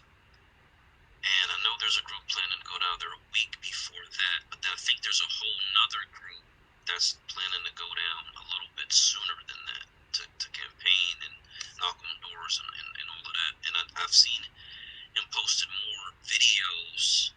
He's got some really awesome campaign ads, and I've seen him in some town hall discussions, you know, videos with people, and the people, I mean, black people in the background, and they're like, yeah, that's right, yeah, you know what I mean? So it's like he's connecting with the people at a one-on-one, face-to-face level, you know what I mean? So man, you know, it's just one of those things where sometimes when it's your first time up, not as successful as you would like to be, but then quickly get into another race to get to at least get into that position of being an elected official, and then use that time to campaign for the next time around. You know what I'm saying? So I believe he'll be extremely successful, way more successful than anybody would have ever gave him credit for. But because they got that sore loser law, he can't come back and run in the general election as even an independent candidate. So it's kind of all or nothing, and that's only like a month away at this point, roughly a month away. So but I was someone asked me to make a flag of, you know, they wanted to buy a flag of this more revolutionary version of the original Juneteenth flag. And so what ended up happening with that flag was there was an original design. It had the white star, and then the thing around it is called a nova or a star burst, and they were white, you know, and it had the red and the blue, so it was like red, white, and blue essentially. And me looking at that, I just said, you know, I don't want anything that has white on it to represent me as a Black American. I just don't like that. I don't like the way that you know that, and it's so crazy because I was posting about that. I just don't like the red, white, and blue. You know what I mean? Yeah. And then when they made Juneteenth an official holiday, all of these states around the country started posting pictures of the flag. And in Iowa, this little small town in Iowa, where there are like just a couple thousand black people there, they explained it to the white population essentially as, yeah, these are our colors, red, white, and blue. This flag essentially is submissive to our flag. And in no uncertain terms, I'm going to find that post and I'm going to repost it. But essentially, that's how they were trying to, we freed the slaves, blah, blah, blah. They were trying to essentially state that it's okay for white Americans to support this holiday and fly this flag because of their dominance over it. That's the way I read what they stated, and no one, they didn't say it in that specific way, but that's how I read it, right? So the reason I took out the white and put in the black, one, it just looks awesome to me, but it's us again reclaiming authority over our own lives. It's us self-emancipating ourselves in the best way that we can at this point in time. And so I was able to put together 2 quick flag designs, and then I actually bought copies of each. They're single-sided because they're meant to be up against a wall. But I bought 2 copies of it so I can see what the quality is like, and once I get them, I'll probably take a picture or something of them so people can see what they look like. But I felt like it's important for us to have a flag. I like the Black American Homeland flag, because there's black in it. You know what I'm saying? Yeah. I think that's the most important part, is that we gotta have some representation, Right, of blackness in whatever flag we fly, because it's important. I just think it's extremely important for us to have black on any flag design that we have. I talked to a flag consultant, and he mentioned that the color blue, red, and black are very authoritative. What's that word? Authoritative colors. And then he said that colors like yellow, green, orange are weak colors. So don't put yellow, orange, and green in your flag. I said, wow, that is very interesting. I never heard that before. This is 2015, 2016. So yeah. And to be honest, I never really liked red, but red is considered a very strong color, and other nations, they seem to recognize when they see a powerful flag, that reminds them of a powerful nation. So that's why the flag has to be very powerful.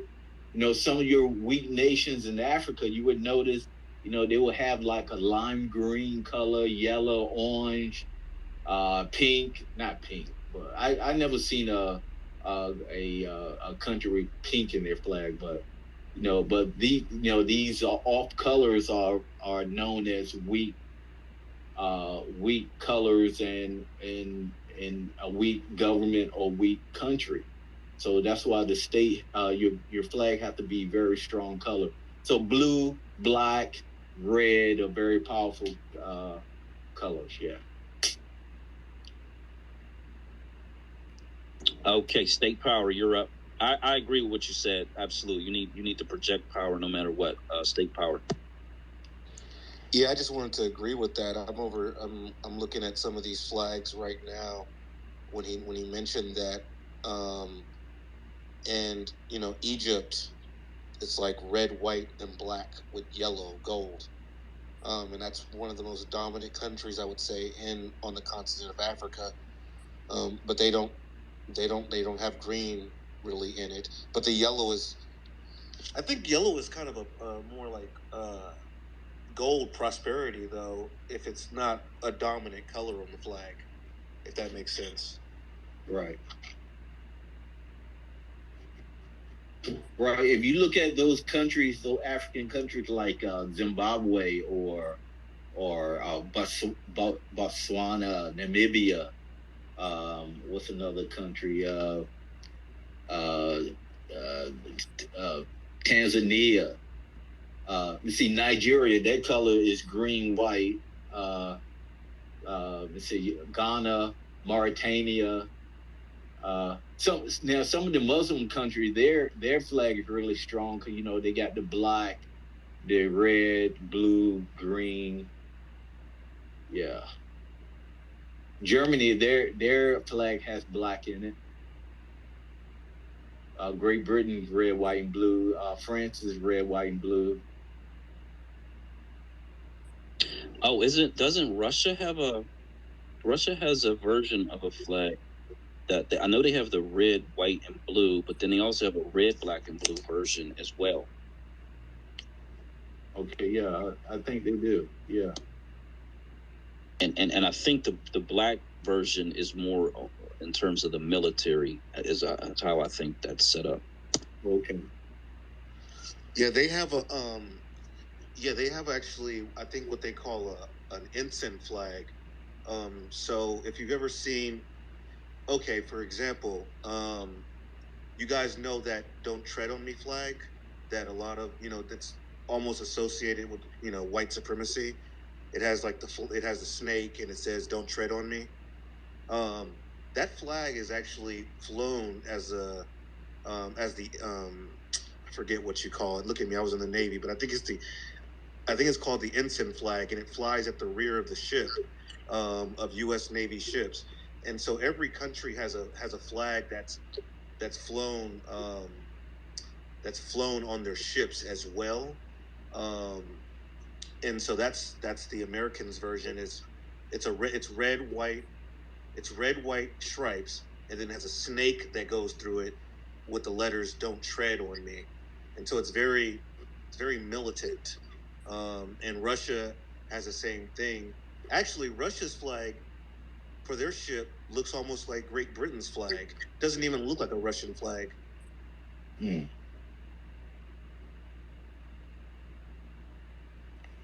Yeah, it seems like red, white, and blue is like that color, that color of power. Red, white, blue. Yeah, because white. So they're I way back when, and I don't even know, but on flags, colors have specific meanings. Like stars have specific meanings.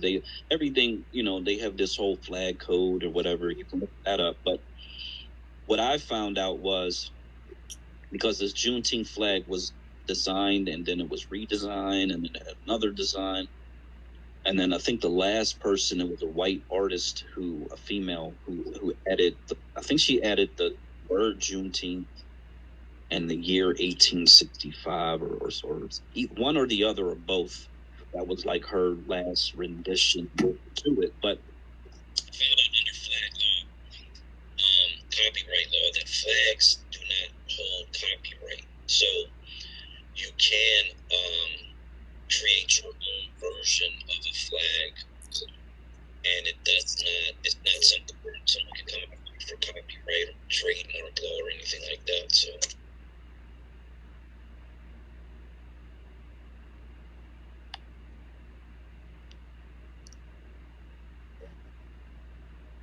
now look, the original Black American homeland flag I stole, or not were stole by, I took from the South African flag. Because man, when I first saw the South African flag 1994, 95, man, I thought that was the most beautiful flag I ever seen in my life, man. So what I did, I kind of changed the colors a little bit, but I used the same design of the flag, and I made it into the Black American homeland flag.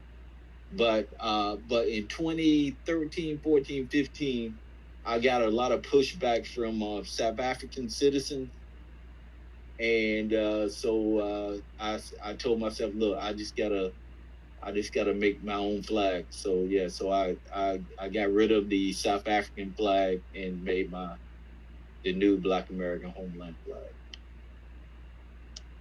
Yeah, that is so interesting that a group of people who sometimes when we have these diaspora wars, I feel some camaraderie with South Africans because they kind of have a similar experience. It's different, of course, but they know what living under a white rule feels like, essentially. And I did notice that. We never had a conversation about that, but I've seen that sort of Y-shaped flag before that you posted. Man, I would have told them people to kick rocks, man. if that's the, you know what I mean. If that was the one that you wanted. Now me, when I wrote the book, I designed the book's flag off of Grenada, the Grenada flag, because of Mr. Bishop and his revolutionary actions to, take independence for the country of Grenada against the United States.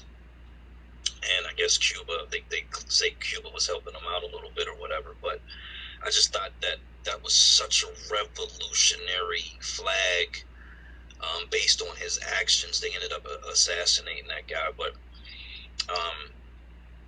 yeah, that was my original thinking. I'm like, okay, yeah, I like that. And then, as time has moved on, I kind of got away from because they were red, green, and gold were the colors, and then I think I had a couple of black stars on there, but wanted it to be more representative of who we are, which is Black Americans. I wanted to get away from what looked more Pan-Africanist than anything. You know what I mean? So. Yeah. Hey, we got A-Fun on here. And I remember, I thought his flag was a beautiful flag. I mean, that was a beautiful flag that A-Fun had. I'm not quite sure if he's still using that flag or not. Yeah, I looked at his thing. It looks like a red background with like a bird, almost like an eagle, maybe. Yeah. If you open up his page, yeah, it's still there. Okay, let's see. Okay, fun. I shared when I shared it's called a Navy Jack, and I shared it for a reason. I showed the first one. That's the Russian one with the blue cross and the red one. That's what they fly on their ships. But then you see the one where it says "Don't tread on me" with the snake. The U.S. Navy actually got rid of that one in favor of the blue one with the stars, and that's because of the association with white supremacy. So I just thought I'd share that. Nice. If you guys want to order your flags, go to the website is Anley if you haven't already. To custom make them. Like the flag, the Afghan flag, and there's I think 20 of them now in existence throughout the country. Shipping them off to all my members. Have you gained any have you created a group for the homeland? Have I created a group? Yeah. The group is right here, man.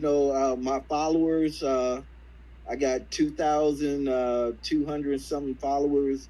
Of course, I have other people that are interested and they're not following me, but they still, they still agree with the concept.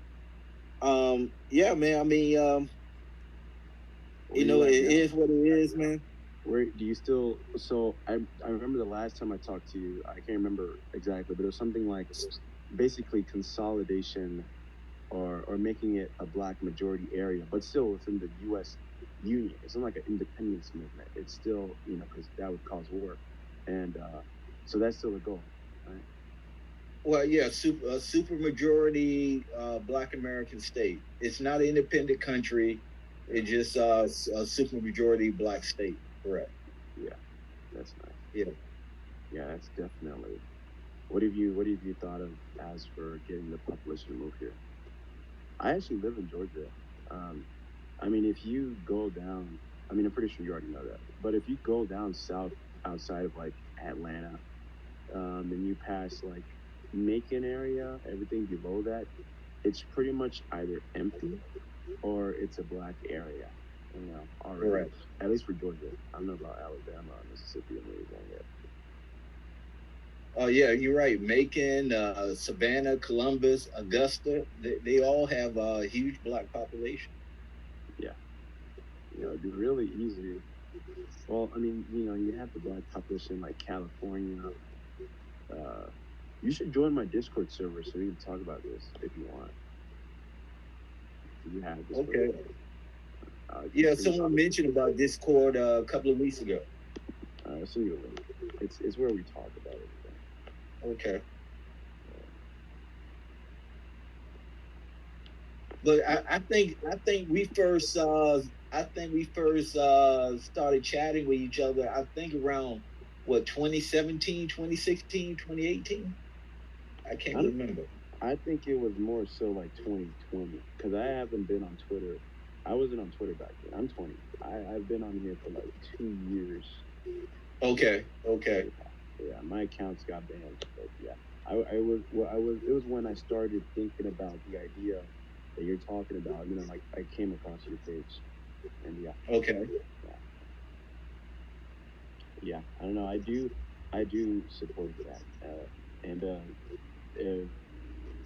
I don't know. I always thought about how it happened. So I think, you know, like I said, I don't know if I have to talk about that here, but ultimately, I think it would have to be something with involving the federal government, or at least in the sense that they would stay out of the way as it happened. So, you know, they say the white population, a lot of people are moving to the south, but, you know, the white population here moves to specific, and I don't think it'd be, as long as the U.S. government would stay out of the way, well, then I think it'd be possible to basically build a 10 times bigger version of Black Wall Street, which is just the entirety of the South. And as long as, you know, this time it can be defended, well, then there wouldn't be too much in the way, you know. Okay, especially considering the level of destabilization that's going to occur in the U.S. pretty soon. I mean, it's really looking stark. Really looking stark. You know. Well, now, look, if you look at the Great Migration from 1910 to 1970, 8 million Black Americans went to the West, Midwest, Northeast, right? Yeah. The federal government did not do anything. They didn't try anything. They didn't try to stop Black people from leaving the South. They didn't do anything. So the Great Reverse Migration, I believe they won't do anything during that time either. So yeah, the threat is not the federal government. It's these lone wolf domestic terrorist organizations that may try to stage, you know, individual and or group coordinated attacks. But the federal government, there's again, they're required to protect the states. They are very limited in what they can do inside of states. So, yeah, we don't fear the federal government in any way, shape, or form. It's just these lone wolf little groups, you know, like the group that was trying to kidnap the governor of Michigan, those type of plots. But we would work with federal partners. I mean, you know, or they got this apparatus of intelligence information that we should be privy to because we have senators and we have U.S. reps in federal government. So there's no reason that they should have this information and then keep it from us. You know what I'm saying? If there was something that was imminent, an imminent attack, because it is still an attack on U.S. soil, no matter where it happens in the country. And we have our own intelligence as well. So, you know, it's like you cooperate and you work together. It's just we're changing the relationship between Black America and white America and the state that we established this majority in and the federal government. But we should not be living in fear of the federal government. That is not their role in this arrangement. I see. What do you think the current? What do you think the future? Do you think I mean, I think it like this. It's like it's looking real. Like I don't think this is impossible. I just think that it would take strength of the Black American population in order to do it. Like I just don't think it's like if you look at the current, like within the next 2 years, 2024, those are the midterm elections. You've got Biden here, and on the other side, you've got Trump, right? I'm pretty sure it's going to be Trump, right, for the Republicans. And I mean, I don't know what you guys think, but as for what I see, it's pretty clear to me, at least, that Trump is not out for democracy. Along with the mass majority Republicans, I don't think they're out here to just, to get any type of democracy going. I think these guys want to really just end this idea here and get a new thing going, a new, well, dare I say it, fascist, pro-white. I do think the Republican Party is a party of the white population. I don't think the Republican Party actually cares about them, but I do think now that's what it's become. So within the future, I think what's going to happen is America is just going to become kind of like, it's going to be divided, but a very small, or not even small, but a minority of people are going to become really strong in the sense that they will consolidate amongst themselves, in the government, the federal government and even state governments. And I think they're going to really centralize everything. And it's going to become less and less democratic, especially with like Roe v. Wade coming through. I think that's another sign that they're very serious about this. They're very, very much, America's on the verge of becoming something else. Dude does become that something else. My thought is what needs to happen is that there needs to be, I think it's going to become racialized. I think I saw how it went with Trump in office, where white people who were never, considering themselves as anything right wing are now in support of it, and they're just like, there's a gay person in my school or something like that. So I think if Trump comes and they're just gonna really double down and get, 10 times more white people to become like that. So I think what needs to happen is this: Black people in America need their own consolidation, really strong consolidation. So with that, it'll be the two people here, similar to how basically I'm saying you don't want to become like basically blinded or unseen in America as a minority while they consolidate themselves here. So very soon, at least before it gets real authoritarian and real right wing, there needs to be a Black populace on top. For instance, in Brazil, what the Black population there did, there was a party for Black people, and it actually got taken down in like a little bit after World War II, and they claimed it was because it was a fascist party. I mean, imagine that. Imagine how strong it is that, they're claiming it's a fascist party. Because you know how they did. After World War II, they went around the world basically saying, we got to kill anything that's remote like this. America went on its whole democracy spreading, quote unquote, democracy spreading thing. So I think in America what's going to happen is there's going to need to be two parties. Because I think the Republicans are going to be the party. Democrats, I think they're screwed. I think they're done for.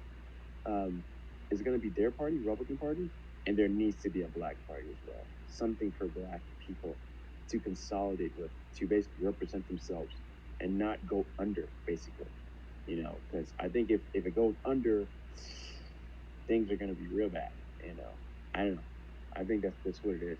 And also with that, it can't just be like political or social. It needs to be strength in the most literal sense. Because it's like this, right? It's not like the Black population can't build its own thing. It's not as though they haven't built Black Wall Streets before. It's not as though there hasn't been Black American everything, banks, so on, media stations, whatever it is. It's already been built multiple times. There's been a little Black girl who lived owned an oil rig and made so much off of that. But now, where is it? Because it's just not how the world works. It's they claim to be democratic, but really it's based on strength. If you build something, well, be able to defend it, and I think we all know what that means by being able to defend it.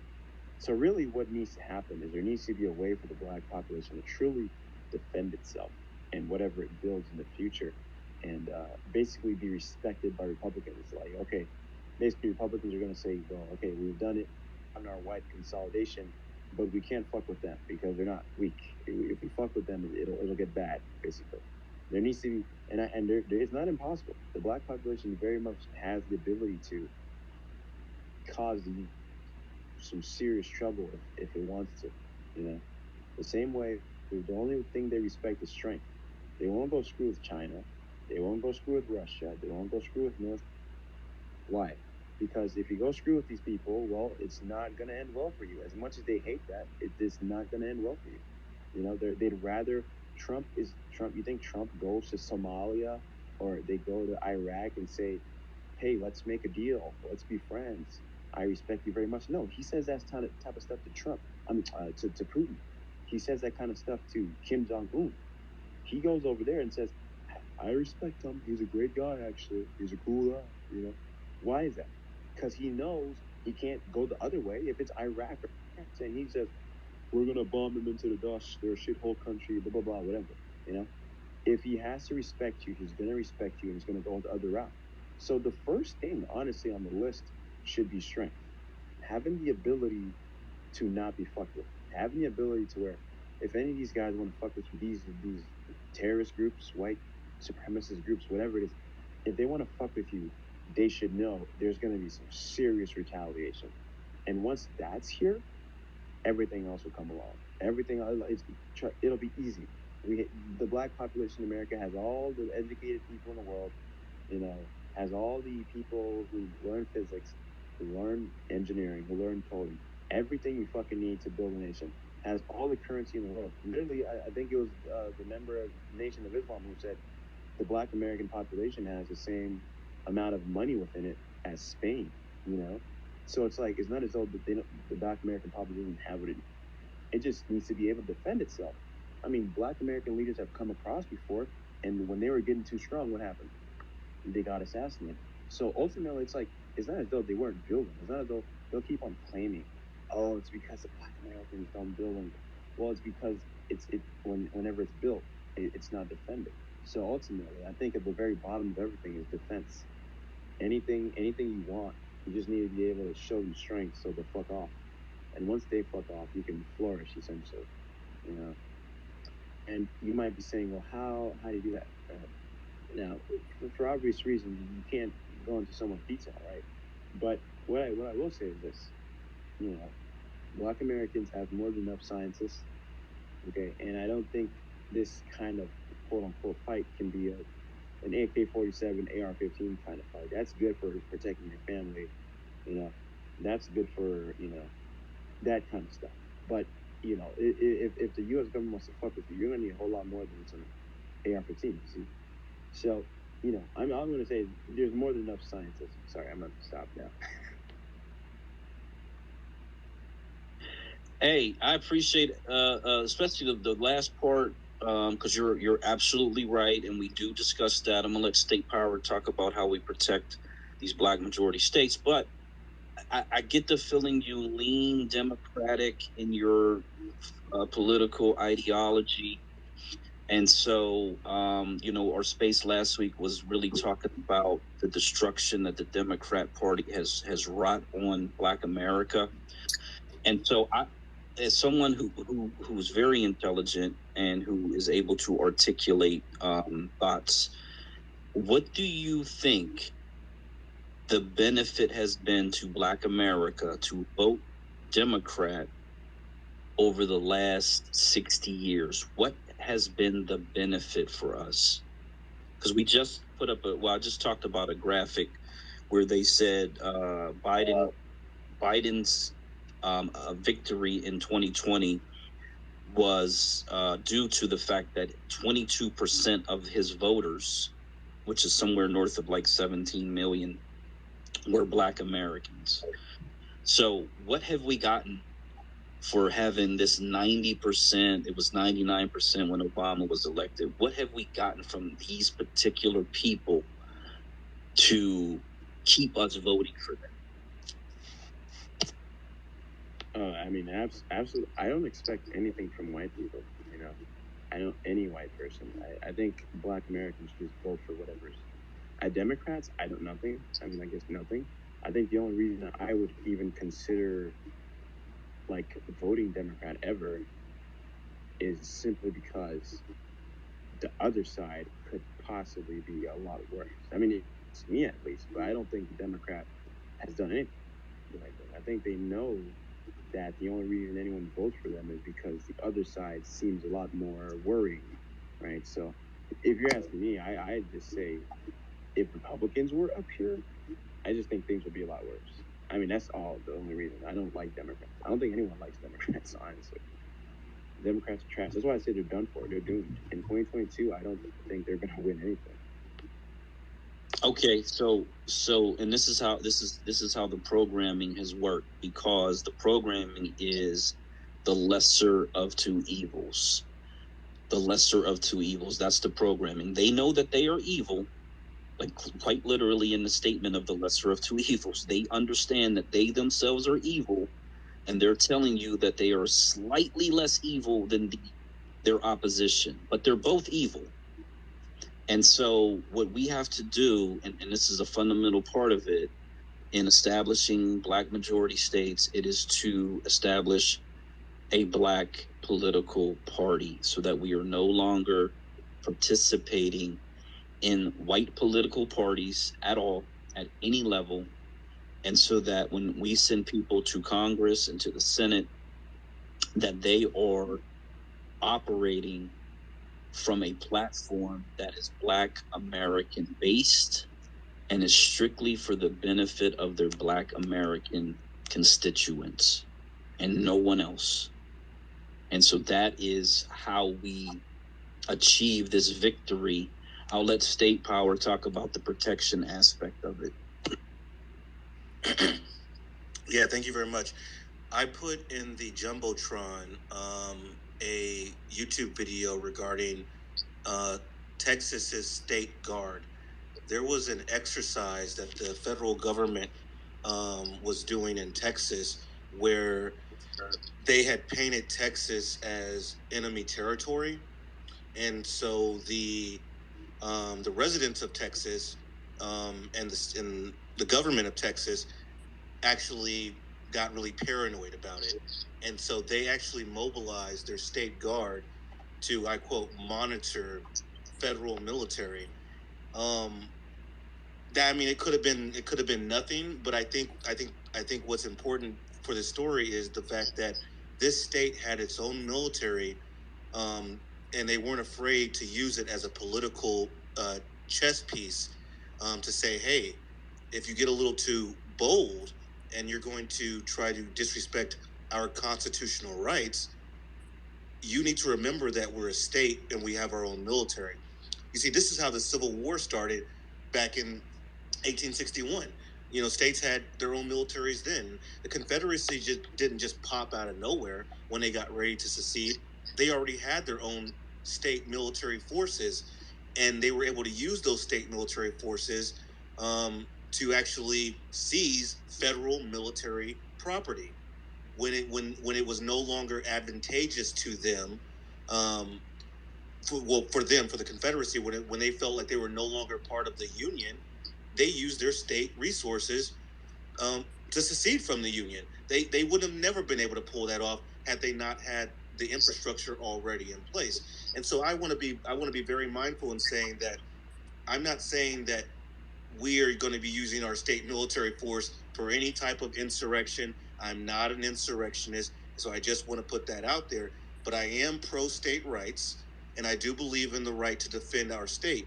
And so, you know, when we become the majority of these states in the South, we want to make sure that we have our state military authorized by the U.S. federal Constitution as well as our state Constitution. And if anything, and truth be told, when we get these black majority states, I don't even think that, you know, we're going to be the ones seceding. There might be other states within the union that might be feeling that type of sentiment to where they might want to secede. And you know what? I'm not really wanting to fight a war over it. Let them go. Let them go. And that is how that might play out. And so I just wanted to put that out there. Yeah, exactly. And so I also wanted to say, because Black American Homeland, he has his map where you see the regionalization of the country. I did a map a couple weeks ago that is very similar to that, where we see the Mexicans in the Southwest, Black Americans in the Southeast. You talked about this white utopia a little bit. Well, there's something called the American Redoubt, which is a 5-state region in the upper Northwest that is already underway. This is already a white conservative utopia where they are moving to in massive numbers to get away from everybody else so they can have their own little, private white area of the country. And those regions of the country are historically high percentage white Americans, like 90+%. So that's where they're headed. That's where they're moving.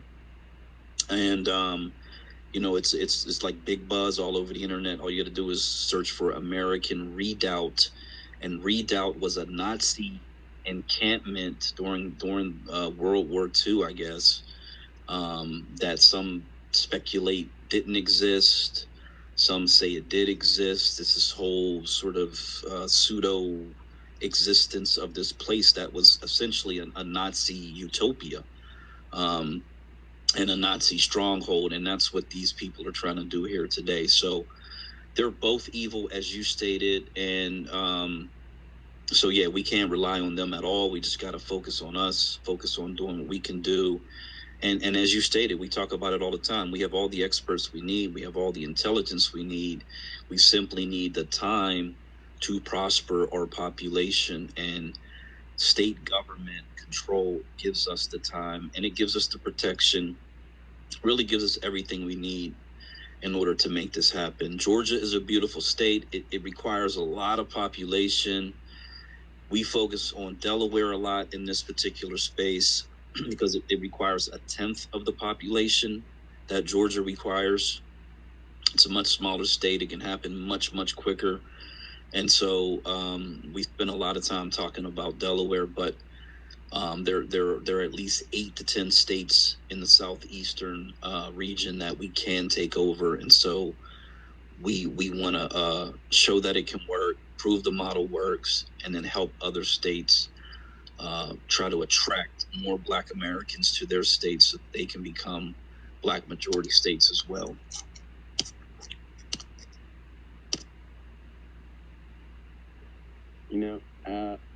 I've been writing a document. It's about how something like that would happen. So you look at the housing market currently, it's crazy, but it's all controlled. It's all controlled by them. The reason why it'd be, you know how easy it would be to move the Black population? It'd be this easy. It would be as easy as giving people homes, right? Jobs, that's a whole other thing, right? But first, homes, and I think if you give people homes, well, not even a thing, if you give people homes, cheap homes, right, people will want to move there. Because what's the main deal with people? Like, what are people stressing about constantly? Every single person in the world, okay, unless you live in like a socialist kind of state, you're stressing about rent, high rent prices, high cost in living, specifically your house though, right? Whether you have a family or not. So it's incredibly cheap to build homes in the 21st century. It was a lot cheaper back then as well. In the 90s, you could get what today might seem like a mini mansion for around $15,000. And that was just in the 90s, You could work as like a coal miner and get that kind of house. So it's not that the house material is expensive. It's that the only people, or at least the people who have access to it, like in the raw form, are people who want the prices to be up. So what needs to happen is there needs to be a gaining control of much of that. And the materials used to build homes with, once again, the expertise of, the black construction workers and engineers, we can start building our own neighborhoods for much lower prices than them. And once again, like this is before any type of, state consolidation, of the black population. You have to essentially, just keep building without them getting involved, right? But specifically sell kind of what they did in the 60s, or when they only sold to white populations in specific neighborhoods they were building, what it was called redlining, right? So we have to do reverse redlining, where we build homes and give them to our folks, right? Whether that's selling off immediately, or whatever the way is. And once you can do that, you're gonna get a lot of people moving. You're gonna get people to come through and build businesses. You have to build the neighborhoods in what I refer to as European style, right? The American style is like you have to drive for 20 miles to your nearest gas station, and to buy food, everyone has to go to the same Walmart. In Europe, it's local stores that everyone goes to, so that everyone can. It's not centralized to gigantic corporations. So you'd have to escape all of that. And I think if you can build that for black people, more of them will want to move to the South. And, that's one part of it. But I think there's a whole bunch more to it that's more so behind, the scenes, that I think I probably shouldn't talk about in public. It has a lot to do with the media and convincing, or basically advertising the idea of moving to the South. It would be a gigantic movement, right? And you could convince many black people to do it. And it's not like it would be impossible. They would do it. They'd be happy to move to cheaper homes. They'd be happy to live in communities where you have to drive, 1,000 miles to go to the nearest barber shop. They would love the community in which the barber shop is right downstairs and everyone knows it. That's the kind of communities that are built in Europe, and I think it's pretty purposeful to then do that in America, because they don't want the population mending. But that's building forms and homes is what you would need to convince the black population to move back to the South. And there's much land here, much land. I mean, if you drive here in the South, I went to New York a couple times. It's like, everyone knows how that looks like. Here in the South, it's all green. It's all green. It's all trees. It's all forests and flat land. So it's not as though there isn't a bunch of land here to do things like that. There definitely is. You just need to get that land and then begin the movement in which you can get the people from the north, west, and so on to the south.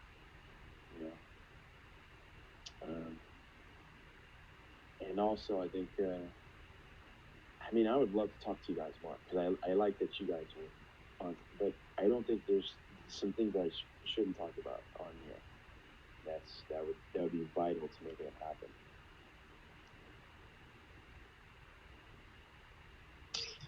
Yeah, absolutely. So thank you so much. Appreciate, your input, feedback. We do have the discussion every week.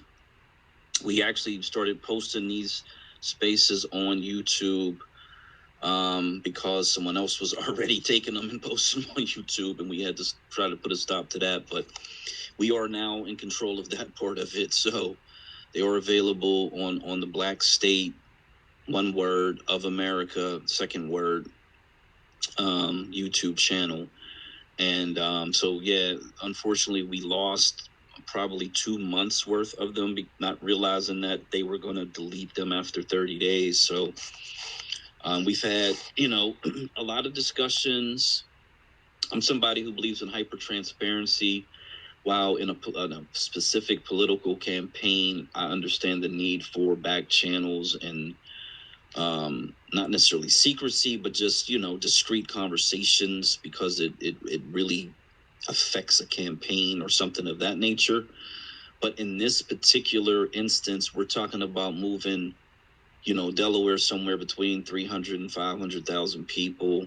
Any other state outside of Mississippi's about 1 million people.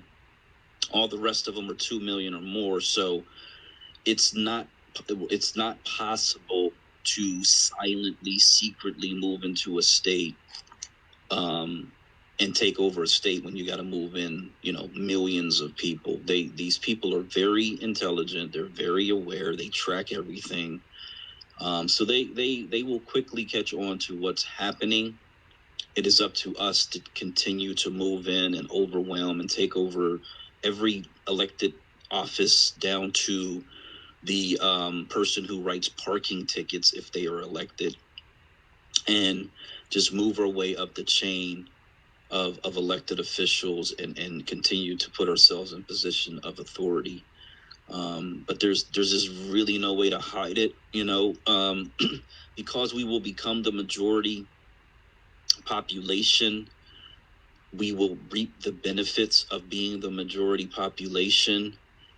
We cannot, unfortunately, because it's unconstitutional, specifically have policy as a governmental entity that discriminates against other groups. Because that's the first thing that they'll do is that's going to be one of their first tactics, is they're going to try to take us to court to try to sue us for things that they are going to try to call either reverse racism or some type of discriminatory practices, et cetera, et cetera. So we are going to have to maintain constitutionality in everything that we do. That is absolutely mandatory, because when you are moving unconstitutionally, then you do invite the federal government to come in. That's one of the few ways that they actually can come into a state and dictate, to a state to get back into constitutional compliance. So that is extremely important.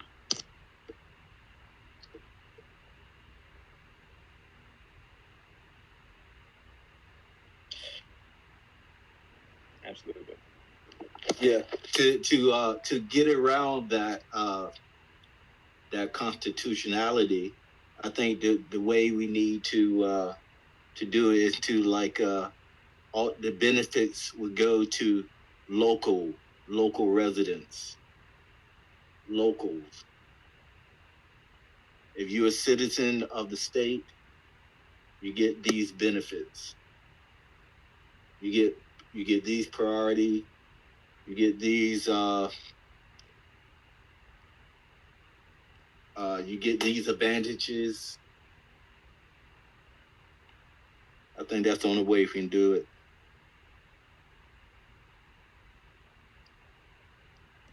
Agreed. We got DJ Vidro.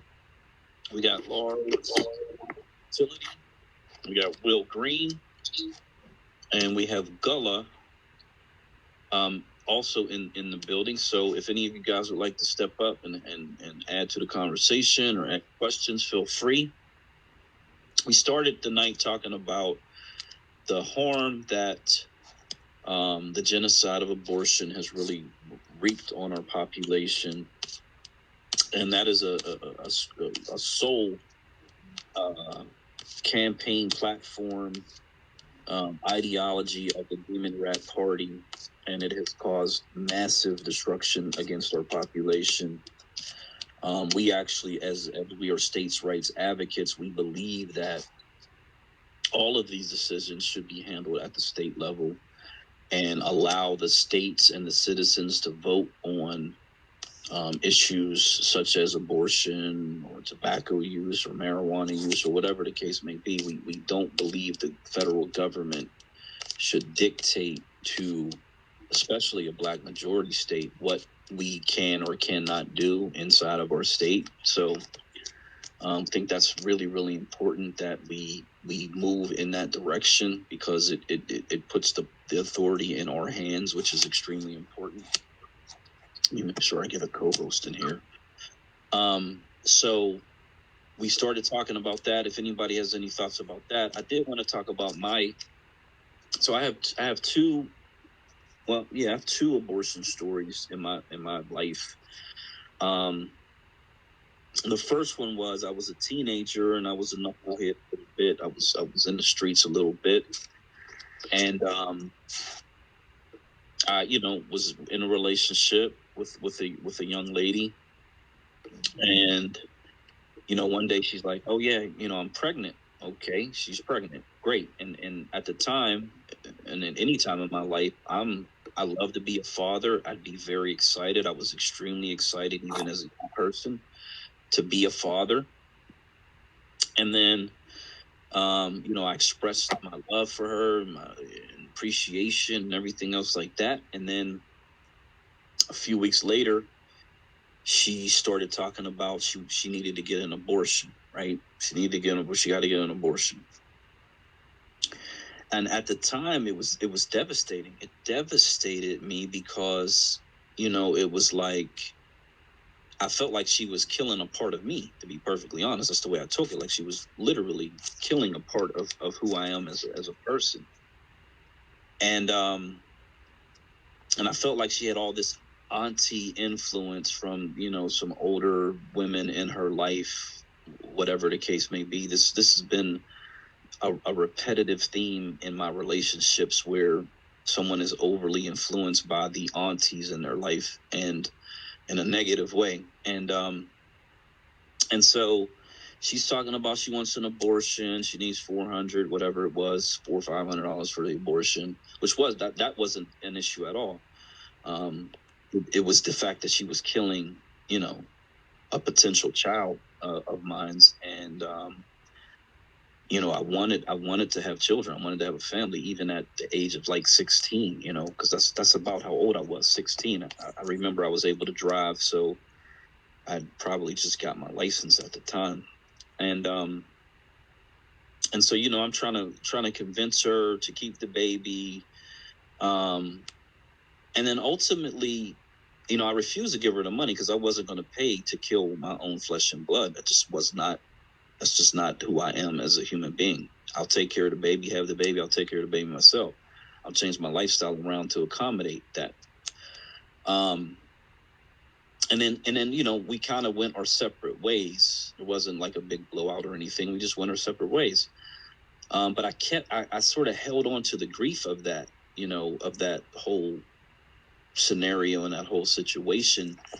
I think as I got older, I started to realize that maybe it was just an abortion baby extortion attempt, again, brought on by this negative auntie influence, that she probably was under, more than likely. This is where all these thoughts and weird ideas are coming from. But yeah, so that so I didn't give her the money. I'm pretty sure she never had the baby. I never heard from her again. And then I just had to deal with the grief of that situation on my own, But so as a father, as a black father, there are many black fathers who want to have these babies. They want to have these children. They do not want an abortion. They don't want to be forced into an abortion. They don't want to be, manipulated into that. But at the same time, some of these women, not all, they use that as a negotiating chip, and some are just trying to extort the guy. Maybe they're pregnant, maybe they're not. Others will never take the baby to term, have the baby, and then sign over their custodial rights to the father. And that is the most unfortunate part. That is the part where I believe courts should be able to step in and say, if this man wants to take on full responsibility of this child, and she's able to write off her rights and etc. I believe that what the court system is today, it's overly weighted towards catering towards the woman's wants, wishes, and desires, and the fathers really have very little, if any, rights in family court, especially. Oftentimes, if you go to family court with an attorney, the judges almost take that as a sign of disrespect, and they really, really come down hard against a male, especially a black man in that situation. So I think there needs to be some balance in that part of our system, to give black fathers equal footing in those situations. I'm in full support of black fathers paying child support up until really a kid graduates college, if that's what's needed. I have no problem with that part. I just think it needs to be balanced a little bit more. And then my second story, which is much later in life, this is about 10 years ago. I was dating a young lady, beautiful, dark skin. Both of these ladies were dark skin. One was short, one was a little taller, both thick, very cute women. And so, we're intimate, we're dating, movies, dinner, bar, whatever, etc., just enjoying life. And then one day, I don't know how this conversation came up, but one day we had an abortion conversation. I think every man who's in a relationship, even if you're dating somebody, should really have this conversation, because it'll tell you a lot. It'll tell you everything you need to know, to be honest. But somehow this conversation came up, and then so I think we were at a pizza shop waiting on food to come to the table, and I asked her, I said, well, what if you were pregnant? And her immediate response was, I would get an abortion. It was automatic, like no hesitation at all whatsoever. And she was college age, I guess she had this big career path that she had laid out for herself, but it was instant. Like, and I think she mentioned her mother, some conversation she had with her mother or something like that. And so it was just like matter of fact abortion. And I knew in that second, as soon as she said that, I knew that whole relationship was over. It was dead. It was done. And so, you go through the motions of getting through the dinner, whatever. I take her home, and then never really interacted with her again. Never, just again kind of went our separate ways. But for me, having a conversation with somebody who I'm intimate with, I'm in a relationship with, if that is ever something that she thinks is an option, it's just the relationship's dead for me. This is my personal choice.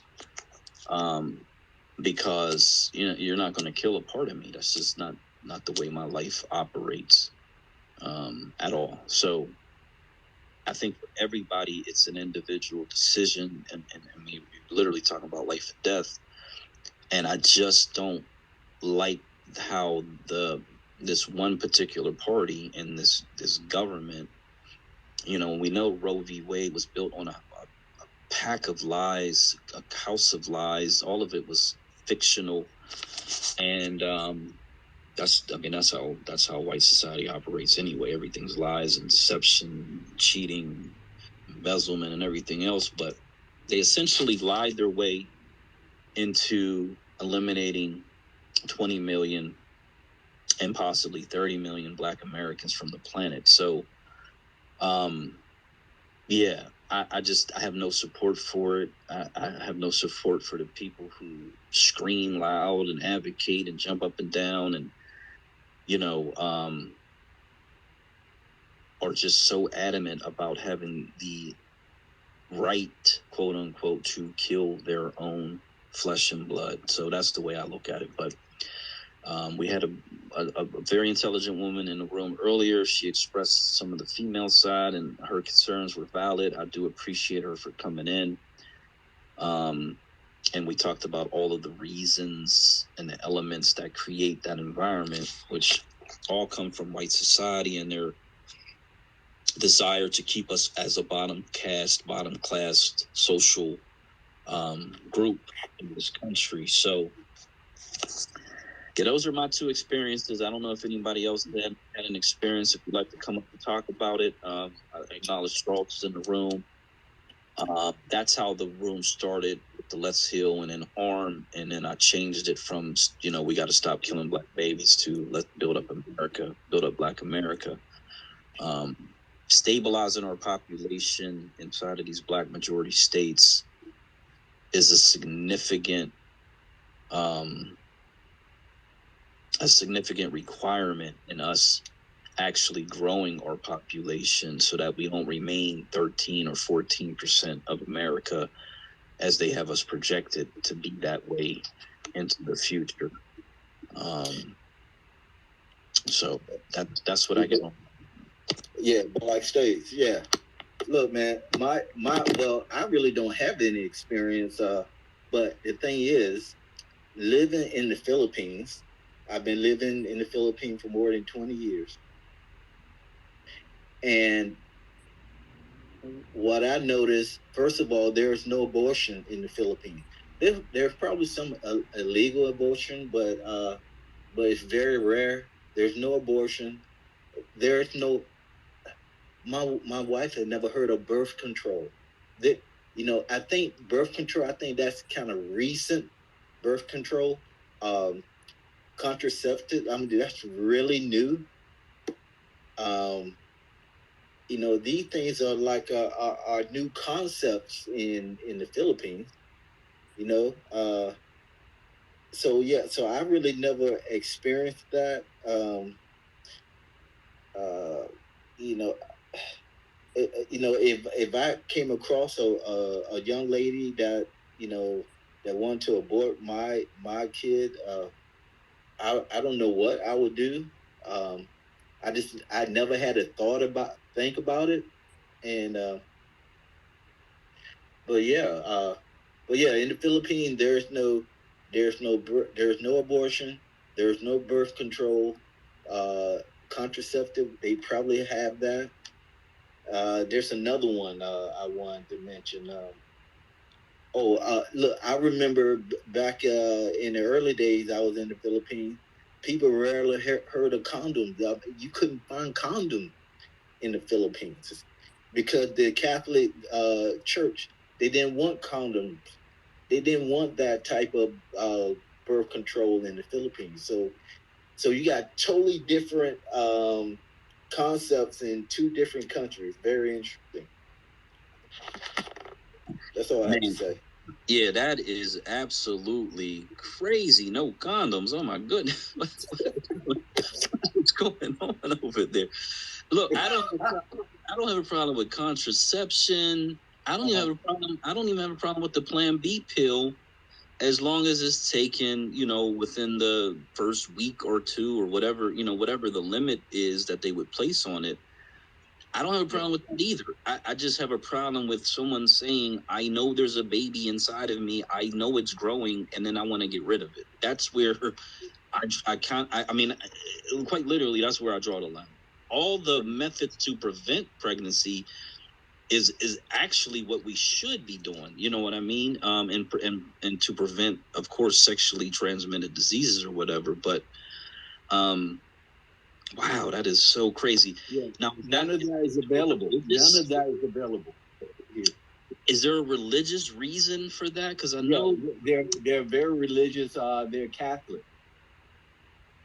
Okay, I was going to say that because I think in Brazil, the Catholics, I don't know if it's Brazil, some South American country where they just allowed for abortion within the past year or so. And I know it's because they're like heavily Catholic or whatever. Right. I think that was probably Argentina or maybe Venezuela. Yeah. But yeah. But look, also in the Philippines, there's no child support here. There's no what do you call it? There's no alimony. There's no most third world countries don't have any of this stuff that America has. There's no what's that word? Look in the Philippines, right? If a man cheats on his wife, well, a man can cheat on his wife as long as he didn't have sex in the house, right? As long as it's not in the house, it had to be outside the house. But if a woman cheats on her husband and it's anywhere in the on the outside, inside, wherever, she can she can spend time in jail. So yeah, the Philippines is a very male oriented society, just like most a lot of Asian countries are like this. You know, the Muslim countries are like this, and some South American countries, and definitely all your African countries are male dominated societies. So that's why so yeah, it's really interesting. Yeah, that is a whole nother man. I don't know if I would even be happy like living like that. And I say that because As a male. Yeah, because I have female family members. Like I was, we had a Mother's Day sort of cookout thing earlier today. Right. I got nieces, I got sisters, you know what I mean? And so it's Right. like, I don't really ever think from a selfish perspective. I'm thinking about the women in my family, what they would have to deal with, the knuckleheads that they would have to deal See, with. okay, I understand what you're saying. Look, I look at it totally different. I look at it as the men in of the family have, and I can't say complete control, but the men of the family, like my wife said, her brothers and uncles are very powerful in her life, and there were things like they will pick her up when she finished work, right, when she was younger. Her brothers or uncle would come and pick her up and bring her home. She didn't go home all by herself. So there's a so the men the men of the family, they have a obligation to take care of the women of their family, to keep the women away from those men that can take advantage of the women in their family. So yeah, I know it's a totally different. Uh, yeah, it's a male dominated society. And so, because here's what I believe. Um, I see. I recognize and appreciate intelligence in women. Mm-hmm. Like, um, and I think that they have every ability to be leaders in whatever, in any field of study, whatever it may be. And so I think when you take a society as that so male dominated, especially when I think about these Taliban, they just put all the women back in full body burqas, right? This was just announced recently. And it's just like, and so they're going to basically marginalize and subject them to what essentially amounts to slavery, human baby machines or whatever. And nothing much more than that. And that it's a horrible existence for any human being to me. And they are robbing themselves of the fact that this one of these women, to be quite honest, could discover the cure for cancer or who knows what, right? So I just think that a society that doesn't maximize the intelligence and the potential of all of its citizens really, really, really hurts itself in the long run. So Right, but look, let's see. Let me tell you how they think. Right, see what they do is, well, look, in the jumbotron, I have Afghanistan has the highest infant mortality. I can't even pronounce the mortality rate in the world. It's like over 100 babies are killed. I mean, are die within the first year of birth. So Afghanistan is the highest. But a lot of the African countries, they in the 60s, 50, 40, 30. It's incredible. Now, the state with the highest infant mortality rate is Mississippi, and it's like 8.67 kids per 1,000 children born in the in Mississippi. So But look, a lot of these poor countries, right? They have marriage rate. Married women that have kids, it's in the 80s and 90%. You know, divorce. There is no divorce. There's no divorce in the Philippines. There is no divorce in Africa. There's no divorce in a lot of these third world countries. So like what society is better?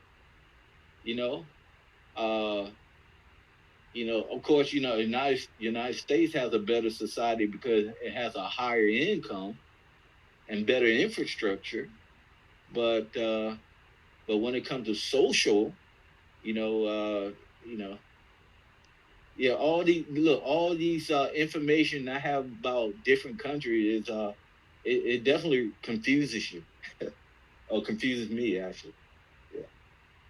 So when you have no divorce, I mean, quite literally, what you're saying is these women are they're slaves. Like, how else could Come on, but you don't think don't look, but the man is not the slave of the woman. Look, look, when they say there's no divorce, that means that the man is obligated to the woman for the rest of his life. And don't forget, because most of the jobs here are men.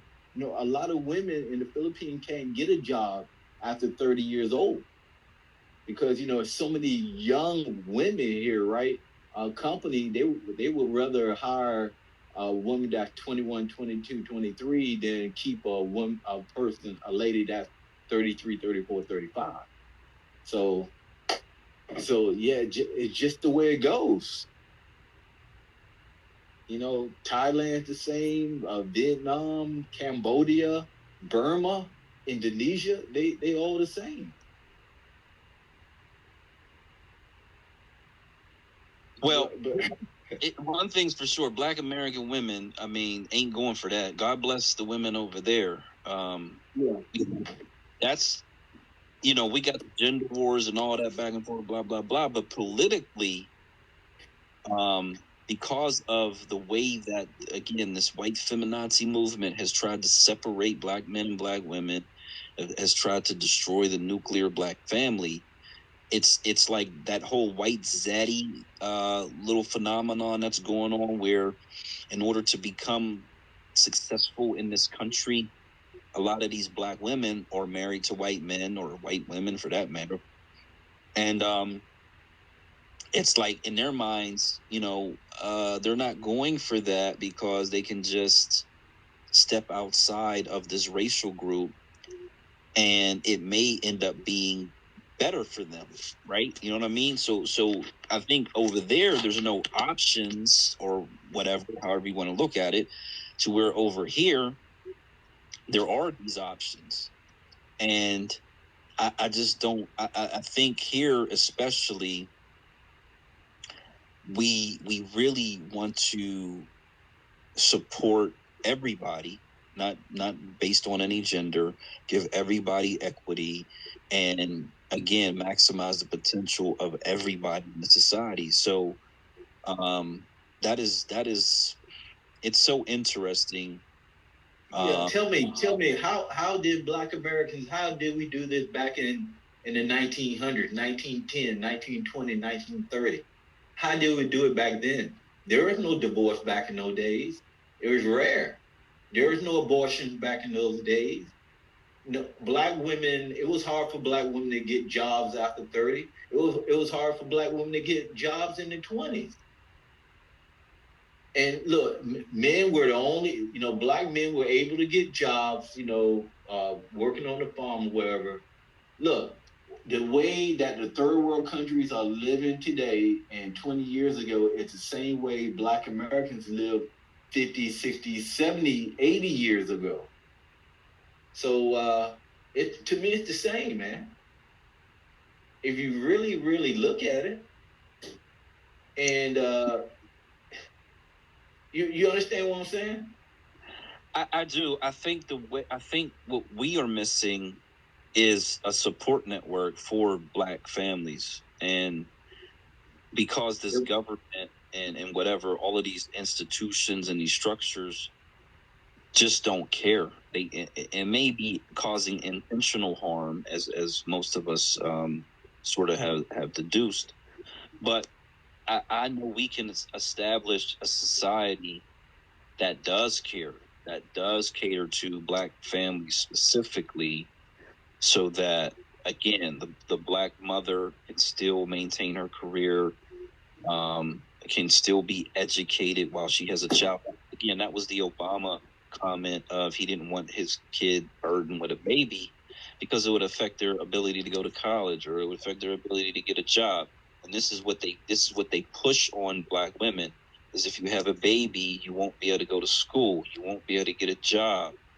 And those are really by design, right? If the society wanted them to be able to still finish school and to still get a job, they would set up systems in order for that to happen. And so I know we can set up those systems, because not only one will be creating more jobs for people who want to be in daycare or child care services, and also giving Black women who decide that they want to work or go to school and still have children, it will give them the ability to do both. So it's that the Democrats have been giving Black women this false option that there's only one option. You either have a baby and you're poor, or you kill your baby and then you can have success. And that's really evil and deceptive, and we can change the perspective of how Black women think, because when you talk to them, just like the woman that was in there earlier, the first thing out of her mouth usually is, well, who's going to take care of all the kids? Who's going to take care of the kids? You know what I mean? And so if the society is set up in a way to take care of the children, then that burden is lifted, and then they can go out and do all the things that they want to do and still take care of their families at the same time. So yeah, just how opposite the societies are set up over there.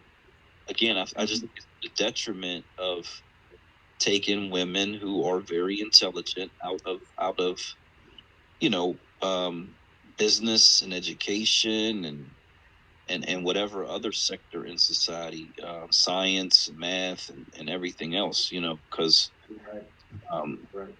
women are women are just as intelligent, if not sometimes more intelligent. So we got to give them the opportunity. And NASA, I mean, we know what was Hidden Figures. NASA used those Black women to calculate their trajectories and everything else like that. So I do believe it's in our best interest to support Black families, and that will actually excel us beyond European society and beyond Asian society. Yeah, I have no doubt about that. To be perfectly honest, we got to utilize everybody's intelligence and wisdom to push ourselves past all of these other groups. Yep, that will work, man. That will work. Hey, what time? Look, I have to go at. Is it past 1 o'clock? Oh, yeah, it's past 1 o'clock already. Okay. Yeah, that's cool. We can wind it down. Yeah, I gotta go, man. Yeah, so look, man, we had some great talk today, and man, we had some A-Fun and State Power. State Power, man. He, I think that guy, he's gonna become part of our group, man. I like that guy. Yeah, we do a lot of DMing back and forth. So I've been encouraging him over the past couple of weeks. Like, man, you gotta become more of a voice, and he's taking it on fully. So I do appreciate him for sure. Okay, so have a great night. We're gonna go ahead and close it down, and then we'll meet everybody back here next weekend at 8:30 Eastern Standard Time on Saturday. And just have a good, safe week, everybody. All right, take care, guys. Goodbye. Okay, good night. Good night.